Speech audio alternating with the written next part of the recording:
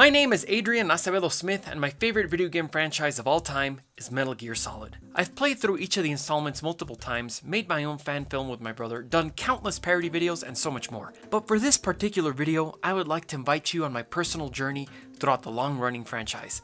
This is an in-depth exploration through each of the main entries of the Metal Gear Solid saga, as well as several of the spin-offs and remakes through my perspective throughout the years. So let's begin with the very first Metal Gear game I played, Metal Gear Solid on the PlayStation. So I guess I'll start off with how I came across Metal Gear Solid for the first time. So it was way back when you got a PlayStation, and every single time you got a PlayStation, as all of you know, you got this little demo disc. And in that demo disc, there was a demo for Metal Gear Solid. And I played the demo multiple times, and I always enjoyed myself playing it. And at the end, it always said, "To be continued." I was always wondering, well, what happens after that? Once I started playing it, I just fell in love with everything about it. Just the story and the characters and the gameplay was something that I had never really experienced something like that before. It just blew my mind. So I ended up playing it multiple times. I played it on multiple difficulties. My brother did as well. And the funny thing about this game is that it's actually the game that I had the toughest boss battle in my whole life. And that toughest boss battle was Vulcan Raven in Extreme. I don't know if you guys have played Vulcan Raven in Extreme, but he is insanely hard. You know, because how he starts off just kind of walking and then he starts jogging at the end? Well, in Extreme, he starts jogging immediately and he always knows exactly where you are. So you barely can use any Stinger or Nikita missiles on him. And what you need to do is that you need to this is so ridiculous.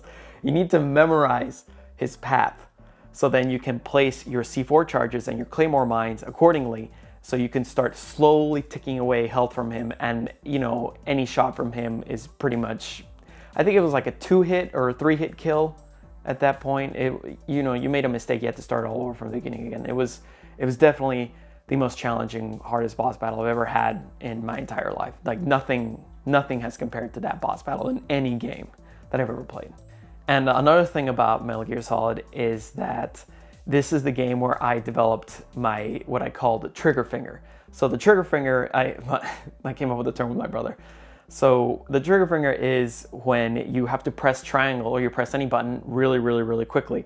And the way we do it is that instead of just pressing like this, right, just pressing like that, what you have to do is that you vibrate your hand really quickly like this.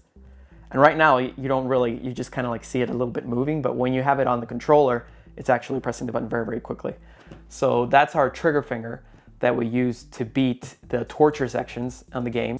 So this particular copy, so you can see, is signed by Hideo Kojima and Yoji Shinkawa. And if you're Metal Gear fans, you obviously know who those two guys are. So the way I got that signed is that I went to Comic-Con. I got there as soon as the doors opened. So I had the professional badge, and this gave me access to areas before other people.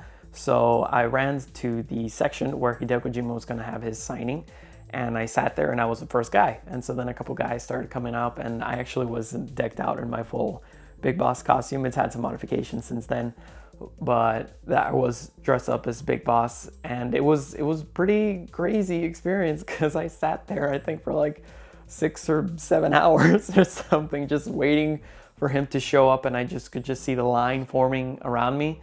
And eventually I found out that the line extended outside the hall and it wrapped around part of the convention center. It was pretty spectacular, but eventually Hideo Kojima did arrive. And he did sign my copy, and it was a very important moment in my life because that was the first time I've ever seen the guy. I'd ever spoken to him, and I just told him how much his series means to me. And the next game we're going to be talking about is Metal Gear Solid VR Missions. So VR Missions, in case you guys don't know when this one came out while we were all waiting for Metal Gear Solid 2, basically. I was also part of this package called Metal Gear Solid Integral, but in the States it came out as VR Missions. So the VR missions, what they advertised heavily was you could play as a ninja. It's even in the back of the box over here, and it's in the cover, of course. And I finally did get to the Cyborg Ninja missions, and unfortunately there were about 5 or 6 of them. Maybe there were a little bit more, and if there were, sorry, I didn't really remember them that much, because the thing is that they weren't they weren't particularly exciting. It was just kind of basically eliminate all the guys by pressing square and you do your crazy sword moves and that was it. I do remember playing this constantly for hours and hours and hours because there are plenty of VR missions to complete. And it's because of this that the VR missions tune got stuck in my head for months. The dun it, dun dun dun dun dun dun dun it. That just got stuck in my head. So yeah, that's Metal Gear Solid VR missions. And lastly, we're gonna be talking about Metal Gear Solid for the Game Boy Color. Now this game's actually called Metal Gear Ghost Babel, but they changed it to Metal Gear Solid because, well, I mean, it's much more marketable if you call something Metal Gear Solid rather than Metal Gear Ghost Babel. So as you can tell, this is not the original cover of the game. This is actually a box that I got from a Nintendo 3DS game, and I put the cover from the box in the front and the back and then just made this little spine over here. I unfortunately lost the box when I moved. But this game, it's really fun. And the thing about this game is that, as a lot of you already know, it's not canon. So it takes place, the reason why it kind of makes sense that it's called Metal Gear Solid is that this is an alternate storyline of what happens in Metal Gear Solid. So they pull Snake out of retirement and he does this mission instead of Shadow Moses. So this game, like I said, I liked it. But it is very old school Metal Gear. And old school in the sense that you're not exactly sure where you're supposed to be a lot of the time. You have to figure out where you're supposed to go or what tool you're supposed to use. And there is this very, very tough box puzzle where you have to go into different boxes and be able to shuffle your way through this maze. It's really tough.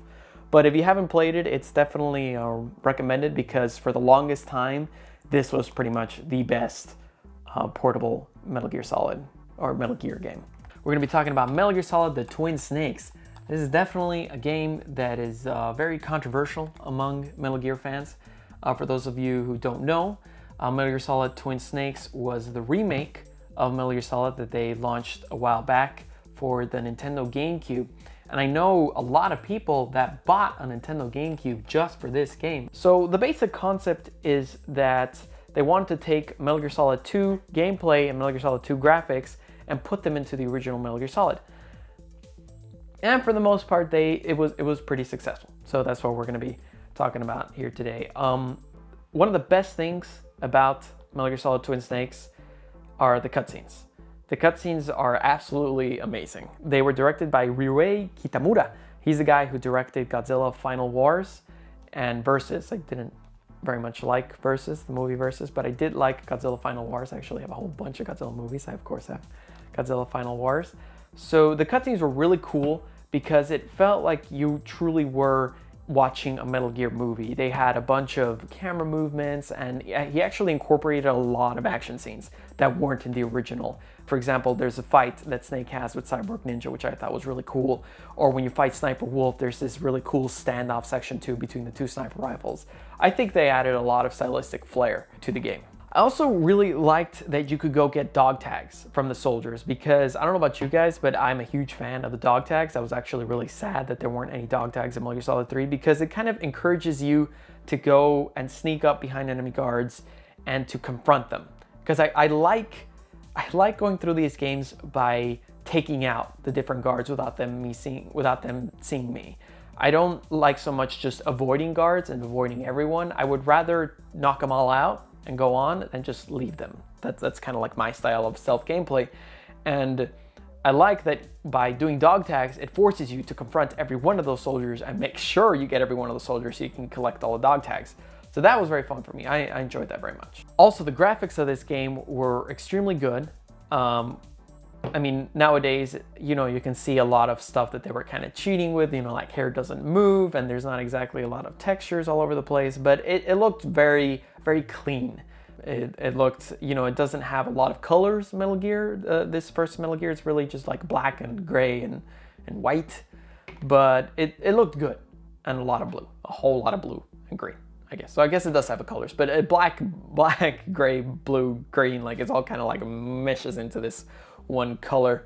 But for what it did, it looked really good. And also, like the original Metal Gear Solid, I played this game many times in all the difficulties as well. And so that says something about the game. I enjoyed it. Okay, now we go on to the bad. So unfortunately, you can't stick gameplay from Metal Gear Solid 2 into Metal Gear Solid 1 and just expect it to work. Yes, they did do a whole bunch of stuff to modify it. For example, the battle with Sniper Wolf, they added more territory between where you are and where she is. It used to be very short in the PlayStation version, and they made it actually longer for the GameCube version, so it can make sense. But the thing is that, well, for one, it made it very easy to breeze through this game, because the fact that you can tranquilize guards now and that you can go into first person mode, I mean, all these levels were designed when you didn't have those abilities. So that's what made it challenging. And now, since you have first person view and you can trank guards, I mean, virtually most sections in the game can be completed of going to first person view, and you don't even have to move that much. You just go into first person view and take out all the guards and then just run to the next section. And I don't find that very exciting, right? I mean, I like it to be kind of a puzzle, and I like to be tense, like you don't know if you're going to be caught. But that kind of boiled it down to just, you know, taking a whole bunch of pot shots, and I hate pot shots. Revolver Ocelot, you know, it was a very challenging battle in the Metal Gear Solid for the PlayStation 1, but here he is just a joke. You just go into first person view. You put on your tranquilizer gun, not your real gun, because with the tranquilizer gun, you can take him out in like 3-4 shots. So what you do is you just go into first person view, and then you shoot him, right, in the head, and then whenever he shoots you, you just press L or R to dodge the bullet, and you just keep shooting him, and you can defeat him in about 10 seconds. So that was unfortunate. Another boss, which becomes a cakewalk, I mean, in my previous video, I said like the most difficult boss I've ever faced in my entire life was Vulcan Raven in Extreme. Here, Vulcan Raven, it doesn't matter what difficulty you're playing with, the best way to defeat him is, again, you just go with your gun, with either your SOCOM or your tranquilizer gun, and you go up against the wall and you do the cover shooting mechanic where you just pop up and shoot, and you continually, like from the beginning of the battle, like literally just go next to the closest box to you, and you just do that technique over and over and over and over again. What happens is you have temporary vulnerability. So he shoots you, but nothing happens to you, because in that animation of going out and coming in, Snake is invulnerable. And while I did enjoy a lot of the stylistic choices that were made, like I said previously for the cutscenes, there were a couple of things that did kind of irk me a little. For example, there's this part where Snake is listening into the conversation between Liquid and Revolver Ocelot, and in the original version, he just kind of does a little move, but in this one, he just leaps over it, does like a cartwheel and lands on the other side, and I'm like, Snake's a gymnast now? But overall, I'm glad that this game exists. I'm glad that they made it, you know, because for the uninitiated, you know, who doesn't want to go through the graphics of Metal Gear Solid, right? It's a good version of the game to play because, you know, as we all know, a big part of Metal Gear Solid is the story, and I feel like with the cutscenes of this one, you can enjoy the story in a very cinematic way that you can't really do with the original Metal Gear Solid because, well, I mean, I can, right? You know, the people who grew up playing that can, but to those who've never seen Metal Gear, they start playing that, like, some people just can't get past the, you know, the digitized eyes and how you really can't see a face and how there's no lips movements and they're just nodding like that. Like, some people can't get past that. So for the uninitiated, this is a great version to buy. You know, and if you can't play the original Metal Gear Solid, well, this is a very good alternative. I'm going to be talking about Metal Gear Solid 2 Sons of Liberty, the original, and I'm also going to be talking about the document of Metal Gear Solid 2, and of course Metal Gear Solid 2 Substance. And just to clarify, I'm going to be showing clips from the game, so I'm also going to be showing clips from the HD collection of Metal Gear Solid 2 because, I mean, it's, you know, high definition, so it looks better. So the first thing I want to talk about of Metal Gear Solid, I'm going to start with Metal Gear Solid 2 Sons of Liberty, is I just wanted to give you a little context of how the first time I experienced Metal Gear Solid 2. So it was at the time I was playing Eternal Darkness on the Nintendo GameCube, and I had already bought Metal Gear Solid 2, but I didn't want to start it until I absolutely finished Eternal Darkness. I completed that game 3 times actually because, you know, different powers and stuff. So Metal Gear Solid 2, the first time I booted it up, but, you know, bear in mind I had played Metal Gear Solid just a couple years earlier, like it wasn't that long ago. So the first time I booted it up and I saw that opening cutscene where he's walking in the rain and he lands and the tanker, and, you know, this is where obviously that part happens.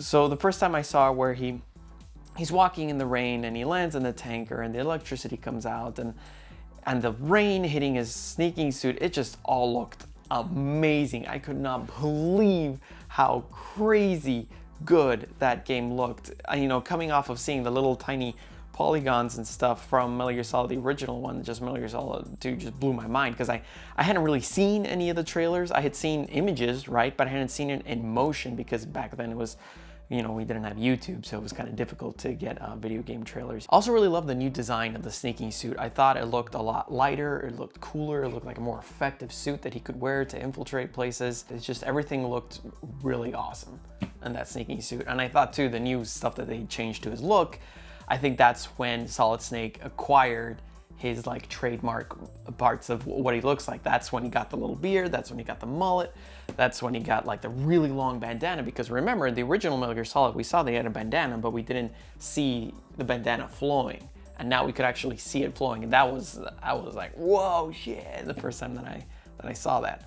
And I mean, clearly that was my favorite design of Solid Snake. That is why I based off my sneaking suit, the one that I wear in Solid Snake's vlogs and I wear to conventions. That's why I based it off of Metal Gear Solid 2 Snake, because it's just my favorite design. His look and the suit is the best in my opinion. I think Metal Gear Solid 2 also, it has the most refined stealth arcade gameplay. And the reason why I say arcade gameplay is to just oppose stealth gameplay is that it was still stealth gameplay that was, I mean, for all intents and purposes, not very realistic, you know, because enemies were still very deaf. They couldn't hear you running behind them, right? You could just run right behind them and no one would hear you. Or also their lines of vision were still pretty cartoony, right? Or at the same time, Snake, there was no camo index, right? There's no way to tell just how well you were hitting. Bearing that in mind, I think it perfected the arcade stealth gameplay. It took all the mechanics of Metal Gear Solid and made them absolutely perfect in this game. And of course, this is the game where Kojima pulled his first big troll, as we would say now. Because he hid from us that you do not play as Solid Snake in the game. Only you played as him for, the first time I played through the tanker chapter, it took me maybe about an hour and 20, right? Because you saw the cutscenes and you were kind of figuring out what to do and stuff. But I mean, if you play through it, skipping cutscenes and knowing what to do, you play Snake for about 10 to 15 minutes. And then the entire rest of the game, you play as Raiden. And it was just that the biggest switcheroo he ever did, and Raiden was just everything that Snake wasn't, right? You know, Raiden was incredibly effeminate. He was definitely not as cool. He had an annoying girlfriend, like absolutely, like everything surrounding Raiden. It surprises me how he wanted. I still to this day think, like, did he want people to actively hate this guy? Because he was just the complete opposite of Solid Snake, the complete and total opposite. And I mean, in my personal opinion, yeah, I did hate Raiden. I wanted to control Snake. Every single time I went through another section, I kept saying, all right, now I get to play a Solid Snake. Now I'll get to play a Solid Snake. Now please let me get to play a Solid Snake. And it never happened. Even when you saw him in cutscenes as Iroquois Pliskin, you're like, maybe I'll switch and I'll control Pliskin now. Nope. You never control the guy again throughout the rest of the game. So that was a really sad moment for me as a Metal Gear fan. But at the same time, the one cool thing that Raiden did do is that he made us really appreciate just how cool Solid Snake was. Because before then, Solid Snake was just, a cool character. No one really paid any attention to him. But I feel because we got that switcheroo in Metal Gear Solid 2, and they made him so goddamn cool in the tanker chapter, and then they took him away from you, it really made you appreciate that character and how badass he was. I don't think Solid Snake would be in the same level of badassness as he is today in the video game industry. He's regarded as like one of the coolest characters ever, if it weren't for Raiden just kind of like completely contrasting everything that was cool about Snake. So overall, I love the gameplay of Metal Gear Solid 2. I think it perfected the arcade stealth formula, and the story confused the hell out of me. To this day, when I play through it, I'm still not exactly sure what's going on. I try to make the best of it, and when I try to explain what's going on to other people, to explain the Metal Gear franchise, so the Metal Gear Solid 2 is always the toughest to talk about. And of course, I very much miss being able to control a Solid Snake in this game. And now I'm going to be talking about the document of Metal Gear Solid 2. So the cool thing about this game, if you could call it that, is that it's a behind the scenes look at everything that went into Metal Gear Solid 2. You can see the different character models, you can see the script, like the entire script of the game is there, so that's pretty cool. And you can see pictures that they took while they were making the game, and it's all done in a way that it's not very easily accessible, kind of like DVD or Blu-ray style. You have to do it kind of like the game, where you like press L2 or R2 depending on where you are, and you get a sub menu of different stuff. And I mainly bought it because in the back it said that it has VR missions, and you could see actual VR missions right here in the back of the box. So I bought it for that, and I played, I think there were about 5 VR missions if I'm not mistaken. And I played them again and again, and I could not wait to get Metal Gear Solid 2 Substance. Which brings us to Metal Gear Solid 2 Substance. So this game, it's awesome because it's the same game, right? But he added a whole bunch of stuff. Kojima added a whole bunch of stuff to this game. For example, in the back it says 350 plus VR missions and 150 plus alternative missions. So that was amazing to be able to play all those VR missions, because the last time we had played VR missions was Metal Gear Solid VR missions, which were cool, but now with these graphics and this gameplay, it was incredibly addicting. And I beat all those missions, and then I beat them again when I bought the HD collection to be able to get the virtually impossible trophy. That's what it's called when you pass all the VR missions. So, and it also had, very importantly, play through 5 new Snake Tales involving Solid Snake. And the Snake Tales, you basically played as Solid Snake in the Big Shell. You weren't playing with him in the plant chapter, but you were playing with him in the Big Shell. So it was very cool to be able to sneak through those sections, which were very well designed in my opinion, to be able to sneak through those sections as Solid Snake instead of Raiden. And you had like a little bit of little vignettes, little stories in between. They're just text, no cutscenes, unfortunately. But it was great, and it gave you at least some more gameplay time with Solid Snake. I passed him innumerable amount of times. And lastly, the biggest feature that this game had was European Extreme, which is the hardest difficulty level possible in this game. It is beyond extreme. So passing that was an absolute, it was probably one of the most challenging things I've done in a video game ever. There were so many sections that were actually virtually impossible to pass, kind of like the name of the trophy to pass the VR missions. It was, for example, the section where you're trying to protect Emmerich from people shooting at her when you're in the sniper. My God, in European Extreme, there are Claymore mines hidden everywhere. There's even a Claymore mine where you can't even see it at the very, very end of the level, and you just have to intuitively know it's there. I found out because she got through everything and then blew up right at the end. So I was like, well, I guess there's a Claymore mine there, so I had to do it all over again. That was incredibly difficult. When you're fighting Metal Gear Ray, I forgot how many, but it felt like forever, and you had to develop a very precise pattern to be able to kill all those Metal Gear Rays in pairs of 3s without getting killed yourself, because I remember at that point, I think if I would get hit twice, I would die instantaneously. So I had one shot, like if I get hit once, it's cool, you can make it to the end of the battle. If you get hit twice, you have to start at the beginning. So it was very difficult, and also fighting the Tengu soldiers right before you get into the Metal Gear Ray section was also an absolute nightmare, because of course I wanted to do it without killing anyone and without using any rations, so that made it even more difficult. And I barely had any tranquilizer darts left by that time in the game, so I had to master being able to smack people and being able to predict where they were gonna come and attack you, and use Solid Snake to my advantage, because he actually could kill anyone and doesn't count against you. So it was extremely tough. I'm gonna be talking about Metal Gear Solid 3 Snake Eater, Metal Gear Solid 3 Subsistence, and Metal Gear Solid Snake Eater 3D. So let's see. For Metal Gear Solid, first we're going to talk about the original Snake Eater, right? So Metal Gear Solid 3 marked a very important part of being a Metal Gear fan in my life, because it was the first time that I became absolutely obsessed with finding out everything I could about Metal Gear Solid 3. I read every single article and every single magazine. I bought them, of course. I tried to see every single trailer, because back then it was difficult to get access to trailers. I saw every trailer multiple times. I analyzed the hell out of it. I tried to speculate on what was happening on forums online. I did everything to try to find out more about this game. So when it finally came out, I very much enjoyed it, and I thought that the gameplay took definite steps forward, right? Because it started to become a little more realistic, a little more like Splinter Cell. Actually, Splinter Cell has always been pretty realistic, because now, for example, guards could hear you. You couldn't just run behind them. You had to sneak up behind them, right? You had to press on the directional pad as opposed to just moving silently in the original control scheme.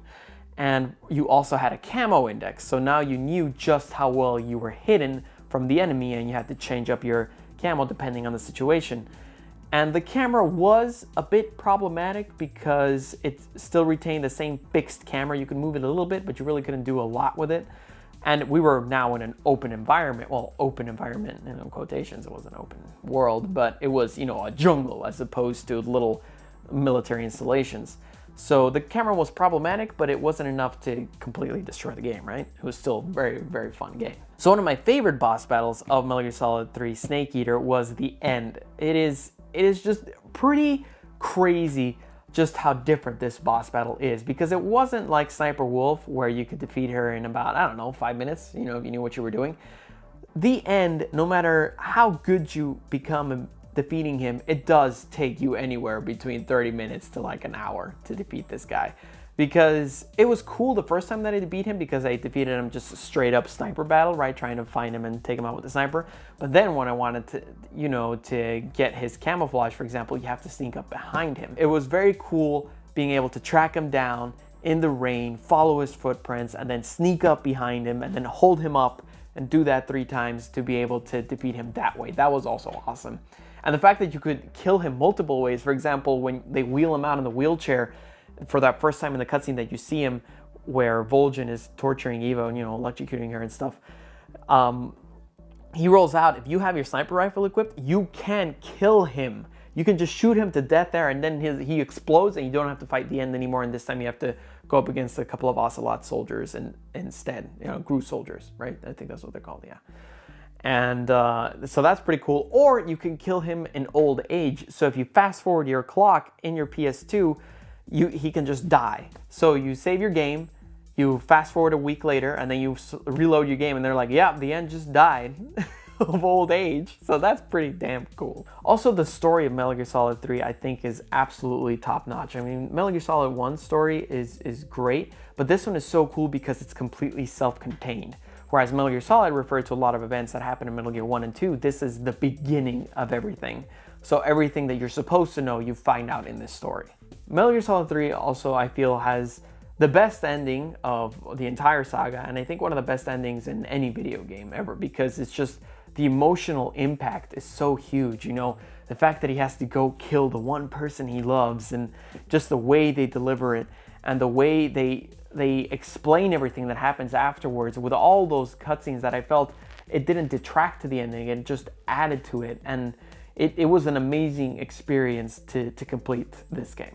Another cool thing about Metal Gear Solid 3 is that it finally incorporated fight scenes in the cutscenes, which I very much enjoyed, because as you guys know, I really love fight scenes. And the ones that were in this game were awesome. The one where he takes on the different soldiers in Ocelot Squad was great. Or the one when he fights up Ocelot himself was really cool. I thought the moves, the choreography of that fight was particularly well executed.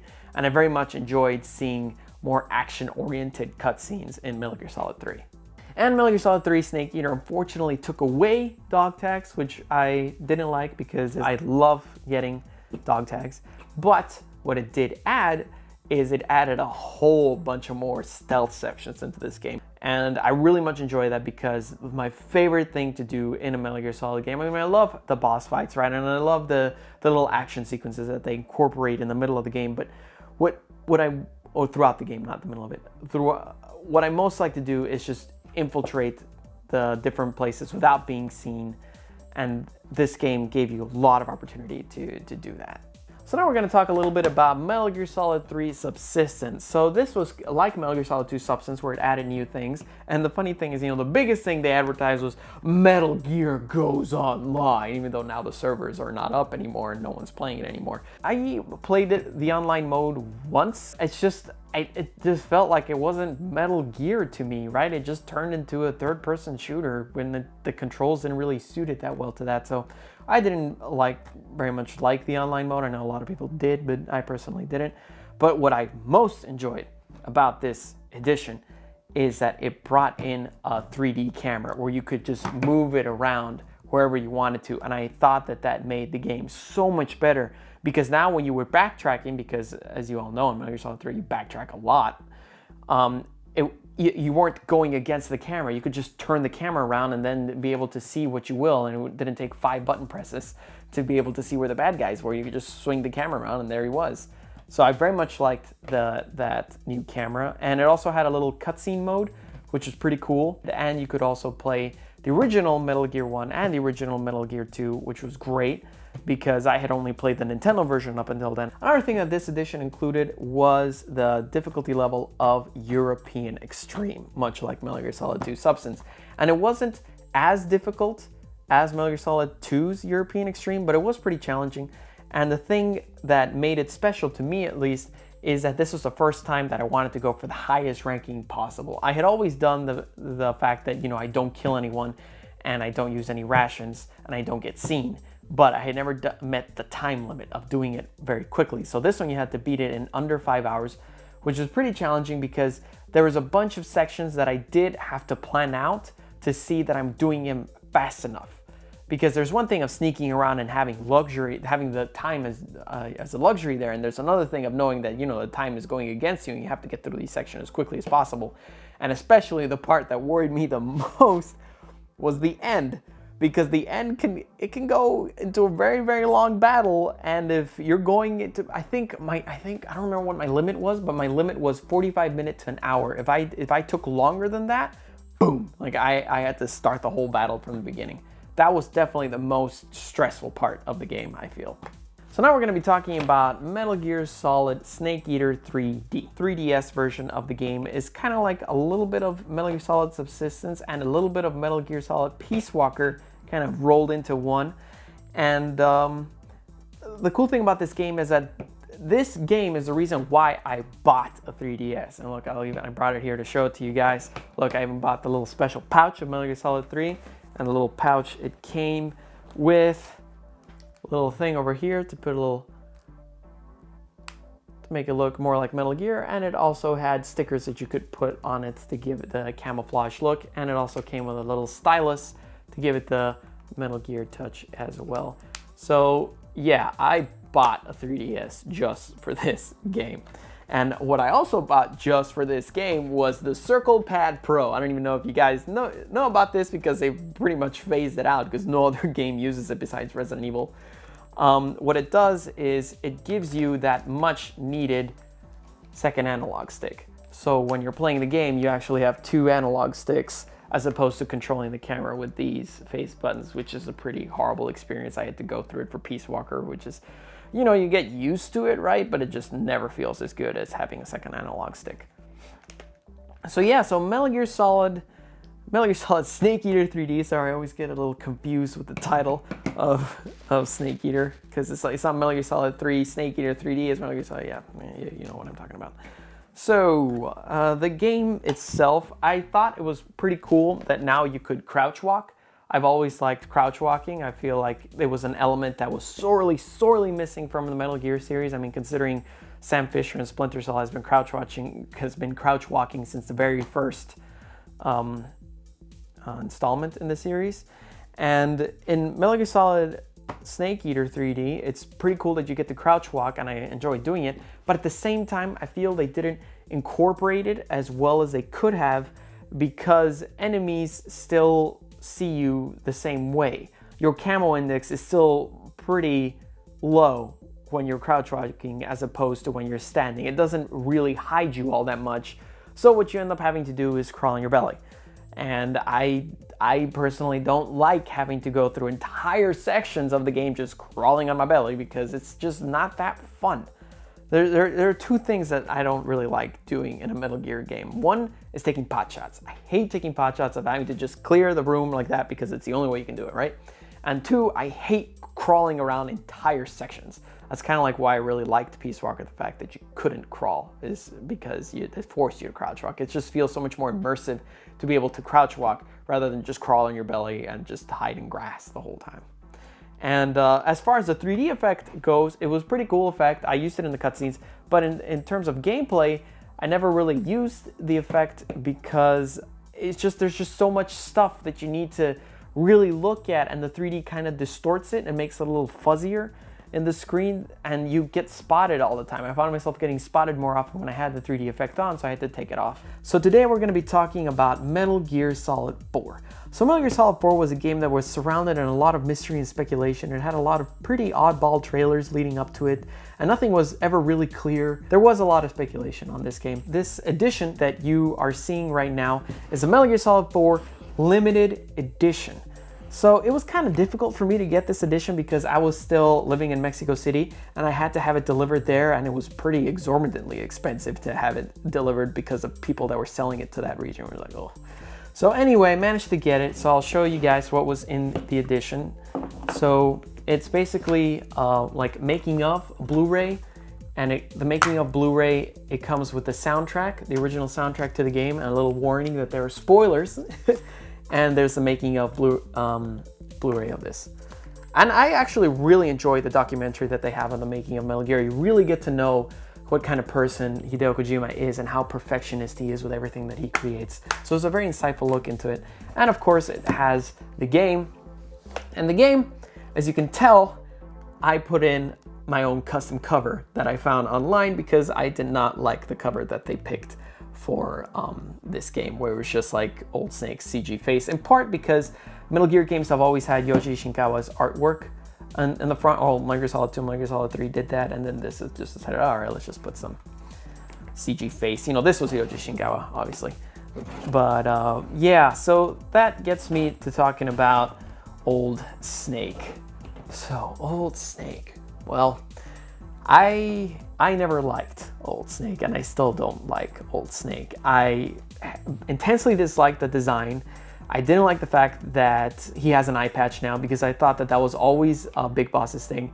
The fact that he looks so old and his hair isn't even like cool grayish, right? It's just white, really white. I didn't like that they had to burn his face off because now he had like wrinkles, burnt face, eye patch, white hair. Like he looked hideous. He didn't look like Solid Snake at all. And I didn't like that now that was the image of Solid Snake whenever someone would say, oh, Solid Snake, and then they put a picture of that old guy. I was like, oh.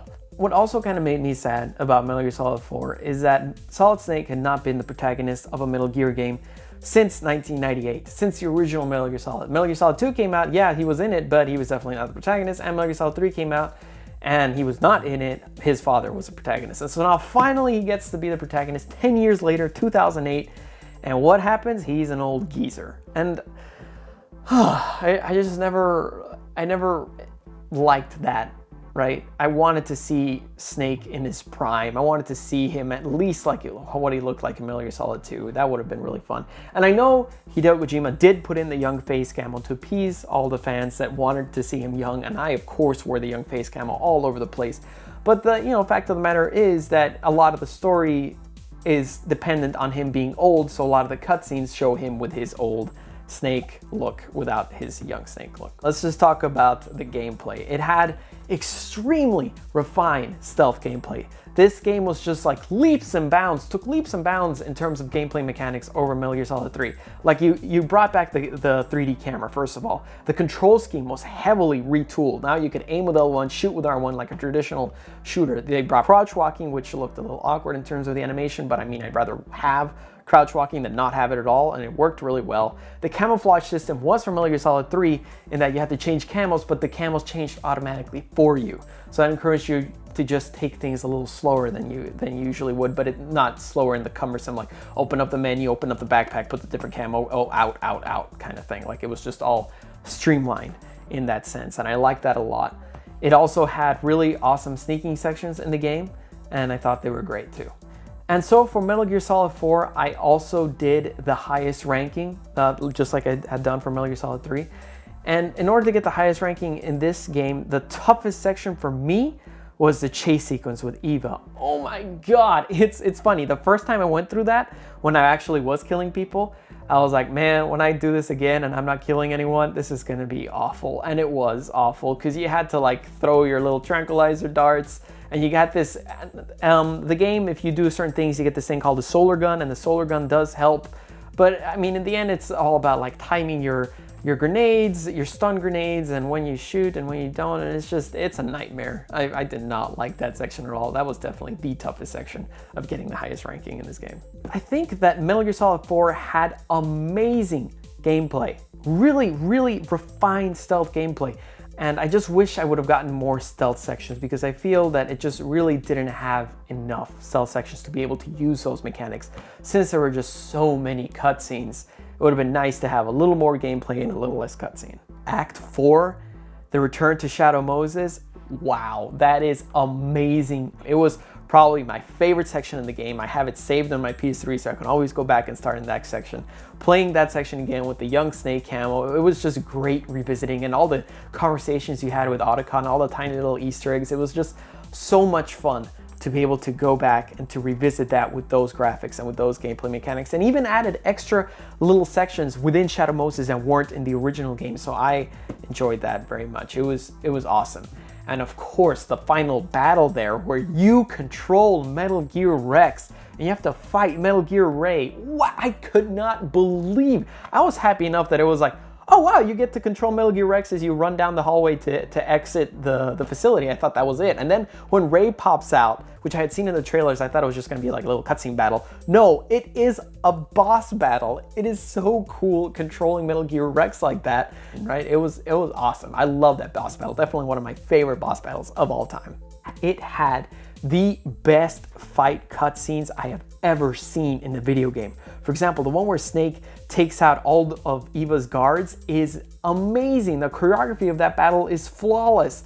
The way he just so casually disarms the guards and he just uses them against each other and then like chokes one guy out with his knee. It's just such a great use of that CQC system. The final battle that he has with Ocelot at the end. I liked the battle where you control it, but the cutscene battle, wow, my God, it's like a AAA Hollywood blockbuster movie there. So making a game take place after the incredible postmodern adventure of Metal Gear Solid 2 is kind of tough, right? So he tried to answer a lot of the questions from Metal Gear Solid 2. I mean, as a matter of fact, he answered most of them, and I felt he did a pretty good job of wrapping stuff up that he never intended to wrap up in the first place, because remember, Metal Gear Solid 2 was supposed to be the last Metal Gear game. It's kind of funny that he wrapped up most of the storylines with like, oh, why can Vamp run on water? Why can Vamp absorb bullets and keep reviving? Oh, nanomachines. Oh, nanomachines was the always the go-to answer. And one thing that I didn't like about how he wrapped stuff up was that Meryl ended up with Johnny Sasaki. I felt that was incredibly forced, and I didn't know where the attraction came from. She just suddenly fell in love with him from one cutscene to another. I didn't enjoy that, and the fact that they get married too. Ugh. And Metal Gear Solid 4 was a very ambitious game, because it was the first Metal Gear game that really, there was a lot riding on this. This was like PlayStation 3 exclusive, took so long to develop, a lot of money is being invested on it. It had been delayed multiple times. So many people are expecting a phenomenal game that takes place after Metal Gear Solid 2. So there's a lot riding on this game, and he also had to appeal to a much wider audience. You know, that's why that you got the different control scheme. It's plays more like a shooter. That's why you have an arsenal of guns at your disposal. I mean, that also has to do with like the theme of guns of the Patriots. But at the same time, you know, he was trying to please a lot of people with this game, and I think that he succeeded for the most part. It was a very tough juggle to be able to make this game, because he also kind of wanted to make a movie too. So for what it is, it's a great game. The gameplay is flawless, and like I said before, my one complaint is I just wish there was more of it. So today we're going to be talking about the different games in the Metal Gear universe that came out for the PSP. So we're going to be talking about Metal Gear Acid, Metal Gear Acid Squared, Metal Gear Solid Digital Graphic Novel, Metal Gear Solid Portable Ops, Metal Gear Solid Portable Ops Plus, and Metal Gear Solid Peace Walker. So let's start off with Metal Gear Acid.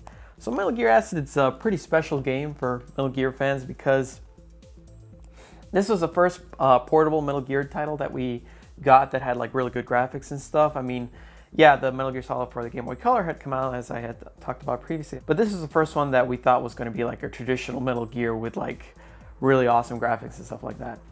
But what we ended up getting was a card game.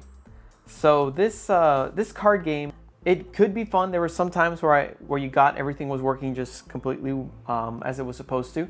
But the thing is that it was mostly a little tedious to play because the way that they structured it with the cost system and that stuff. I mean, I even made fun of the cost system in Dinner with the Snakes.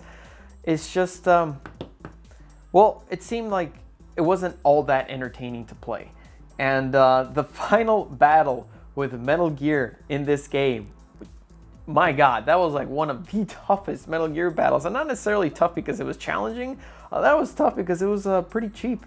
Because he had this super attack where you were basically fighting this very big grid, right? And he had this attack where he would just jump up and then smash down, and he would insta-kill you if he landed on top of you. And was there a way that you could kind of predict where he would land? No, it was completely random. So you just had to get lucky and hopefully not get squashed by him when he jumps up and down, right? So that was Metal Gear Acid, and now we're going to be talking about Metal Gear Acid Squared. So Metal Gear Acid Squared, you know, as it says in the back, an all-new acid trip. So they were definitely going for the whole drugs hallucination angle, huh? So Metal Gear Acid Squared, it streamlined the card system. That was the most important thing that it did, because as I said with this one, it was very complex to do anything. Here, it was a little simpler, a little more straightforward, and it was definitely, I remember playing it was a lot more dynamic. This one I had a lot more fun with than Metal Gear Acid. And also the graphic style changed a lot. Now it was like cel shaded graphics and really bright, kind of like Wind Waker's style. But it still wasn't a traditional Metal Gear. And I really wanted to play a traditional Metal Gear with stealth action and all that stuff on my PSP. That's mainly why I got a PSP, was because I knew I could play Metal Gear on the go now. So that was Metal Gear Acid Squared. And Metal Gear Solid digital graphic novel, it wasn't really a game. Right? What this was is that Ashley Wood took out a series of comics and then they compiled them into one. And what this did is that it put them all into one UMD disc, and it put little special features where you could like construct different events that happen. Well, not construct different events, but like assemble events, I guess, that happen in the Metal Gear universe by zooming in and seeing certain details in the image. And it was fun because it had a really cool dynamic presentation. And if you never had a chance to see the Metal Gear story unfold, it could be pretty fun. I mean, I of course had seen the Metal Gear story unfold. This game is actually in the Legacy Collection. So in case you haven't seen it, you can check it out in the Legacy Collection. So, brings us to Metal Gear Solid Portable Ops. All right, so the story that I want to tell you guys about this game is I'll never forget the first time booting it up, because you know, because the first scene that opens with is Naked Snake, Big Boss, however you would like to call him. He is in a jail cell and you just see him standing there. And it's just the fact that, wow, finally I'm going to be able to control Snake directly on my portable system. That just kind of blew my mind. It was a really exciting moment for me to finally be able to do that. And I say that because then, unfortunately, once you started playing the game, you realize that it really wasn't that great. I know there's a lot of fans of portable ops out there, and I know even other gaming sites gave it a pretty high scores. I remember it getting like 8s and 9s all over the place. And I think it was more due to the fact that, you know, we all wanted a Metal Gear game on our portable. We all love Metal Gear, and we always want to love things Metal Gear, even when they're not that great. And I feel that Portable Ops is definitely one of the weakest games in the series, if not the weakest game, because there was a lot of problems with it. A lot of problems that I feel a lot of people were kind of ignoring because it was Metal Gear. I wrote them down here. So for example, really bad camera, like absolutely atrocious camera. I knew that you could move the camera now. You know, we all wanted a 3D camera like we had just gotten into Subsistence, but dear God, like the camera was always right up your ass. Like it always felt like I would move Snake and it would just be right there. It was just so close to his body, you couldn't really see anything that was happening around you. And of course, camera control in stealth game is really important. You know, if you don't have the overhead view like classic Metal Gear and it's like right up against you and you can't really move, that's another thing. The controls were really clunky, and moving the camera was incredibly clunky, of like switching over, like, okay, I'm going to move now. Now I'm going to move the camera. Now I'm going to move. Now I'm going to move the camera. Like it was just because you had to switch between the joystick and the D-pad. It also had really repetitive missions. Like, I felt like I was doing the exact same thing in every mission, and the level design was really boring. It was really bland, and you could tell that they designed this game for the multiplayer experience, where you could just go and shoot other people. And I never got that about Metal Gear, like even when they had it in Subsistence, because I think Metal Gear is not about just running around shooting different people. Like, it's not built for that, I felt. But they really wanted to make that the main focus of this game. And then it had the Pokemon Soldiers mechanic. And the Pokemon Soldiers mechanic, I guess, you know, eventually we'll see that revisited in Peace Walker. But for this game, it was just incredibly tedious, incredibly annoying to just go knock out the guard, drag them all the way back to your truck or to one of the boxes. It's just so frustrating playing this game. That being said, I did pass this game twice because it was Metal Gear, and I felt compelled I have to give it a shot. Then we got Metal Gear Solid Portable Ops Plus. So this was basically a big expansion for the multiplayer aspect, not really for the single player aspect. And after playing it for a couple of minutes, I would even say, I was like, all right, this is it. I'm not feeling this. And it brings us finally to Metal Gear Solid Peace Walker, what I think is one of the best Metal Gear titles in the entire Metal Gear Solid saga for several reasons. One of the many great things of this title is that the crouch walking was perfected in this game. I know that Metal Gear Solid 4 came out before this, and that's the first time that Solid Snake was able to crouch walk, but the crouch walking here, it looked a lot less awkward, it looked really natural, and it was actually really useful for infiltrating different places. The camouflage in this game also worked really well. It was a lot more relaxed than in Metal Gear Solid 3, so it gave you it brought back a little bit of that arcade feeling from Metal Gear Solid 2 that I enjoy so much. And it also had incredibly well-designed stealth sections. I feel the level design of this game was absolutely perfect because it had like different levels where the crouch walking would be useful, and it had a lot of verticality. Sometimes you could climb on top of the houses, and it just felt really fresh. All the sections, I felt like I didn't memorize them completely like I did with Metal Gear Solid 3, where like I knew, okay, this section. Like, it always felt something different was going to happen every time you had to go through it, because the one thing that it did bring back from Metal Gear games that Metal Gear Solid 4 removed is backtracking. And it was okay with this game because I actually enjoyed going back and forth with those levels, because it was so much fun to be able to sneak so perfectly in this game, since the controls were so perfect. Well, that brings me to the controls. Like, the controls in this game, if you compare this, if you play this and then you go back to playing Portable Ops, like, you just see, it's just night and day. The way they were able to make it so you can move the character and then you move the camera with the face buttons, sure, it was a little uncomfortable, right? In the beginning, you really had to get used to it. But once you do get used to moving the camera with the face buttons, it felt very natural. And the Pokemon Soldiers mechanic made it back into this game, but it was a lot more streamlined, and it was actually fun this time because you could go and collect different soldiers, and by collecting them, I don't mean you had to drag them all the way back to your truck and none of that nonsense. All you had to do is just press a button and then they're lifted up into the air with a parachute.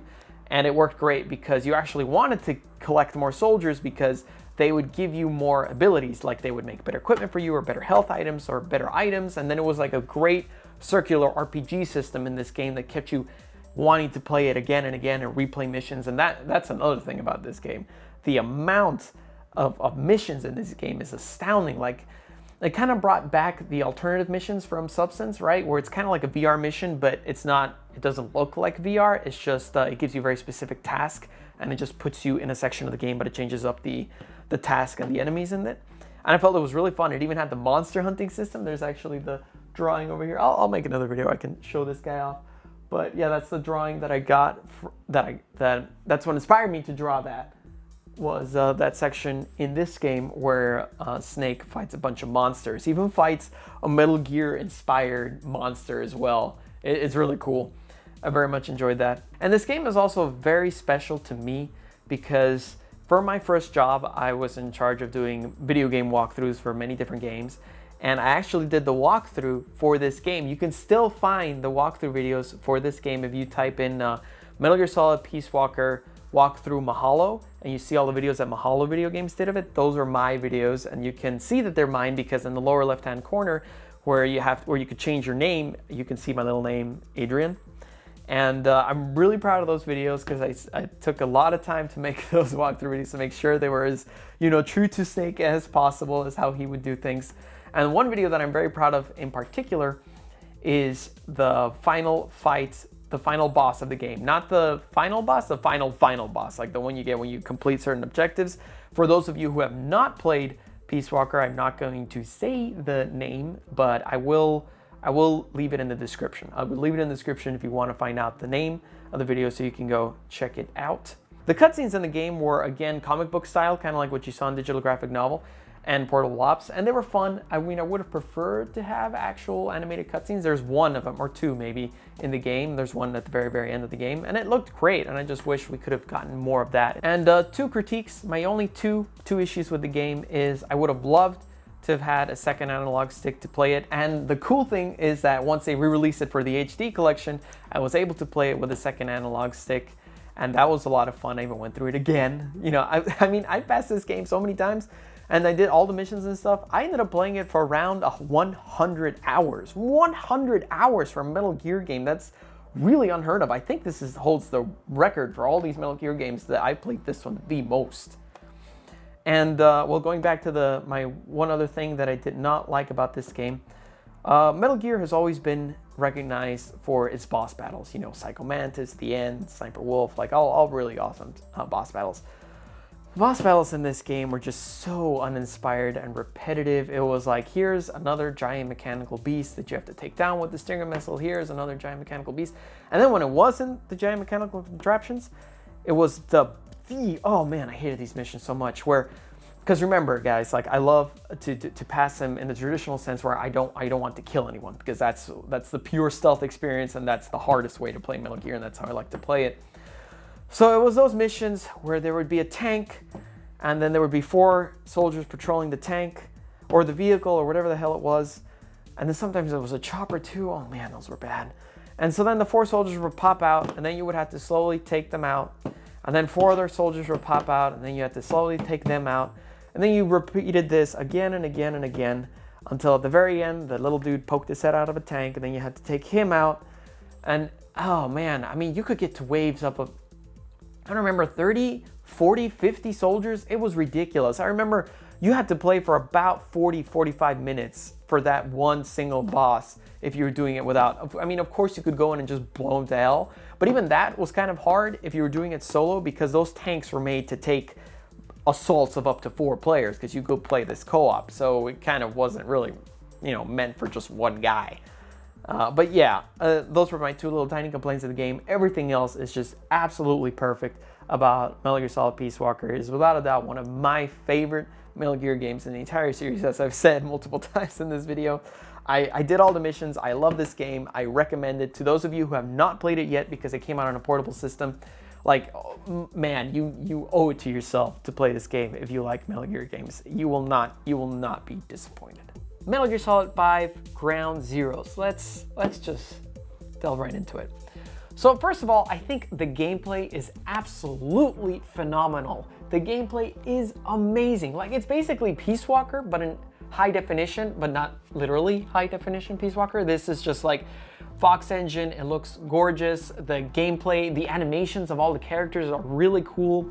The way that you stick against the wall now automatically, like Snake basically tells you you're up against the wall because he kind of puts his hand there, and that lets you know, oh, I'm against the wall now. You don't have to press a button anymore. It just does it automatically. That's awesome.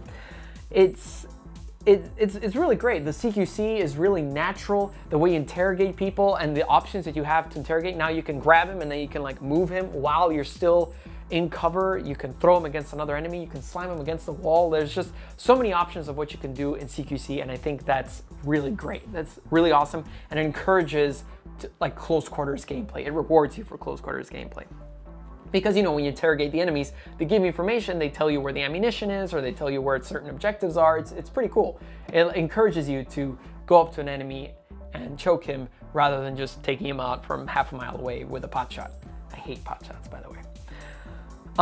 But it does take a while getting used to how well hidden you are, because this game does away with the camo index. So you no longer know like, oh, I'm at 75% or I'm at 80%. And obviously that wasn't an exact science. You know, you could be at 85% and if a guard was close enough to you, he'd still see you. But at least you kind of had a pretty solid idea of where you were. But now with no camo index, you are kind of out in the open, in the sense that, yeah, you can be in the shadows, but the guys can still see you. Whereas in games like Splinter Cell, if you're in the shadows, you are hidden. There is no way that they can see you. Or even Manhunt, dating way back to Manhunt. If you were in shadow, you were completely hidden. But in this game, while you're sneaking around, you don't know how well hidden you are. So you kind of have to guess, and sometimes it does lead to somewhat frustrating moments where you're like, whoa, wait, why did that guard see me? But you do get used to it, and it's not broken by any means. It's just a very different style of stealth gameplay where you're not always sure how well hidden you are. It makes it more realistic, but it does sometimes take a little bit away of the fun factor of hunting your different enemies down and knowing they can't see you, but knowing you can see them perfectly, and having that camo index there that like reassures you that you're doing okay. And Metal Gear Solid 5 Ground Zeroes is pretty short. What you have read is absolutely true. If you know what you're doing, you can complete the main mission in about, I mean, I don't know how fast the speed run is right now, but anywhere from like, I don't know, 6 to 14, 15 minutes, you can do it as quickly as you want, the main mission, if you know what you're doing, you skip cutscenes. But the thing is, if you want to get that 100%, it's going to take you a lot more than 15 minutes to be able to complete the 100%. And that's, I think, where the real fun is of the game, is completing it all the way through and learning the ins and outs of all the different layouts. Well, it's the same, it's one big area, but since it places you in different parts of the map and it gives you different objectives and it has a different time of day, it does feel fresh. But at the same time, I mean, I would have liked to have another area, but as it stands, it's okay. Getting that 100% takes a lot of work, and it's a lot of fun. That's why I did it. But getting that S rank, I feel that there is just too much emphasis on speed. Right now, speed is the most important thing to getting the S rank. You can play completely stealth-like, not having one guard spot you, see you in so much as even be like nothing. You can play like a complete ghost, and you still won't get the S rank. And why won't you get the S rank? Because you probably are not doing it fast enough. Because it turns into this sprinting mini game. And even I demonstrated this. I took out a video how to get the S rank in the mission where you have to go extract or eliminate these 2 targets. And the thing is, I devised a way that you could just run across the camp. If you know exactly where they are, you can run across the camp, get the guy in the Jeep, go and get to the other guy, crash into him, get the other guy and drive out of the level, and you get the S rank. I mean, honestly, like just running around and getting shot at, causing the alerts, you didn't play stealthily at all, and yet the game is telling you you played wonderfully, you got an S rank. So I feel that that's a little confusing in a game that is about stealth, that it rewards you so much for being so unstealth-like. I mean, there's a fine point between being quick stealthy, right? Because you memorize paths and stuff like that, and just being reckless. And I felt like it's rewarding you for being reckless. It was very calculated recklessness. Like, it took me a while to find out that exact path. I'm not lying here. It took me quite some time to figure that out. But the fact that I could get that highest score with causing an alert is what's troubling to me. In terms of the reflex mode, it's cool. I think it's all right that you get that little second chance when you run into somebody by accident, and then it gives you a second to correct that mistake. But I do feel that it should have something where it can be regulated, because right now a lot of people are abusing that mechanic, where they just run down the map, they see someone sees them, boom, headshot, run down the map, someone sees them, boom, headshot. And it just feels really cheap. Like, if they could have some sort of cooldown mechanic where, for example, if someone sees you, boom, headshot, and then it takes, I don't know, at least 30 seconds or 2 minutes or something for it to charge up until you can use reflex mode again, then at least that encourages you to go and hide, or to be like, oh wow, almost got caught there. Not just keep running and be like, oh, well, it's okay, this guy coming down the road right here will see me, I'll just take him out with a headshot. Or also, it could limit you into like, you only have 3 per mission, you only have 5 per mission, I don't know, you only have a set number of reflex modes per mission. But I do feel it's going to be a very useful mechanic in the Phantom Pain, because as we saw in the demo, maybe a sandstorm is going to happen, and then some guy sees you and you don't want to start the entire section again, so you just take him out quickly. The cutscenes look absolutely gorgeous. The Fox engine looks beautiful. Everything looks so shiny, it looks so cool. The style of them, the one take thing, it takes some getting used to, but it looks great. The thing that I did want to comment on that though is that when you start to look at the story, you can see what Metal Gear Solid 5 Ground Zeroes really is. It's a piece of a game. Because of that, the story feels incomplete. It feels like it starts and then it stops. It doesn't end. The story doesn't end, it just suddenly stops, and then you don't know what's gonna happen, and it's like, stay tuned next time on Metal Gear Solid 5, kind of like a TV series kind of thing. And I feel like that's why I got a lot of criticism, and it would have been cool if at least what little story we got in this game, because there's very, very little story, and it can be spoiled to you in 2 seconds, is if they could have just presented it in a way that's a little more clear, because a lot of the story is told through voiceover, right? Through voiceover specifically of Kaz, which, by the way, on a tangent here, oh my God, can we not shut him up? Like, the first time you're playing the game, it's pretty cool that he tells you how to do everything. Second, third, fourth, fifth time, because you're gonna revisit that level a lot of times if you're gonna get 100% completion ratio. He does not shut up. He's constantly yammering in your ear, and you just want to make him shut up, and there's no option to turn him off. The only thing you can do is at least take off the subtitles. So yes, Metal Gear Solid 5 Ground Zeroes is just part of a bigger picture that is Phantom Pain, but I enjoyed myself immensely playing this game, and I wouldn't have done 100% if I wasn't having fun with it. Also, I think my favorite mission was the Deja Vu mission. It's just the amount of references that I had to the classic Metal Gear Solid game, and Kaz imitating the different voices, and the quizzes that you had at the end, and just the way they lit the scene. It was just all so well done, and I had a ton of fun exploring the level again as Solid Snake. I do wish that we could have gotten maybe like at least one more area to explore in, but this area that they designed was really cool, and I had a lot of fun doing it. And which brings me to something that I think, you know, playing as classic Polygon Solid Snake gave me the idea of like, wow, imagine how cool it would be is if you could play like any version of Snake you wanted in Phantom Pain. In other words, if you wanted to play as Metal Gear Solid 1 Snake, but high res, you could do it. If you wanted to play as Ground Zeroes Big Boss in Phantom Pain, that'd be awesome. If you could play as Peace Walker Big Boss in Phantom Pain, or if you could play as Metal Gear Solid 2 Solid Snake. He's my favorite design. And in anticipation of Metal Gear Solid 5, I actually replayed the Metal Gear Solid saga again. So the way I did it is I did Solid Snake's story followed by Big Boss's story.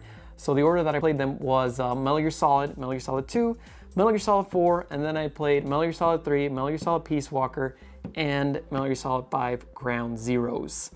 So yes, I know I did not play Metal Gear 1 and 2. I have played them before, but I decided not to replay them because I just didn't have enough time leading up to it. I knew that those take some time too. Metal Gear Solid 5 Ground Zeroes, I actually had a chance to play it 100%. So that was pretty exciting for me because I really got to know the game very well, and I got to know the mechanics very well, and I became very familiar with playing that sort of Metal Gear. These are my notes, actually, so I'm gonna be looking at this paper periodically just so I remember what I want to talk about and stuff like that. The first thing I wanted to talk about Metal Gear Solid 5, since it's such a huge focus of the game, is the gameplay, just the raw sneaking and taking guards out and all that stuff.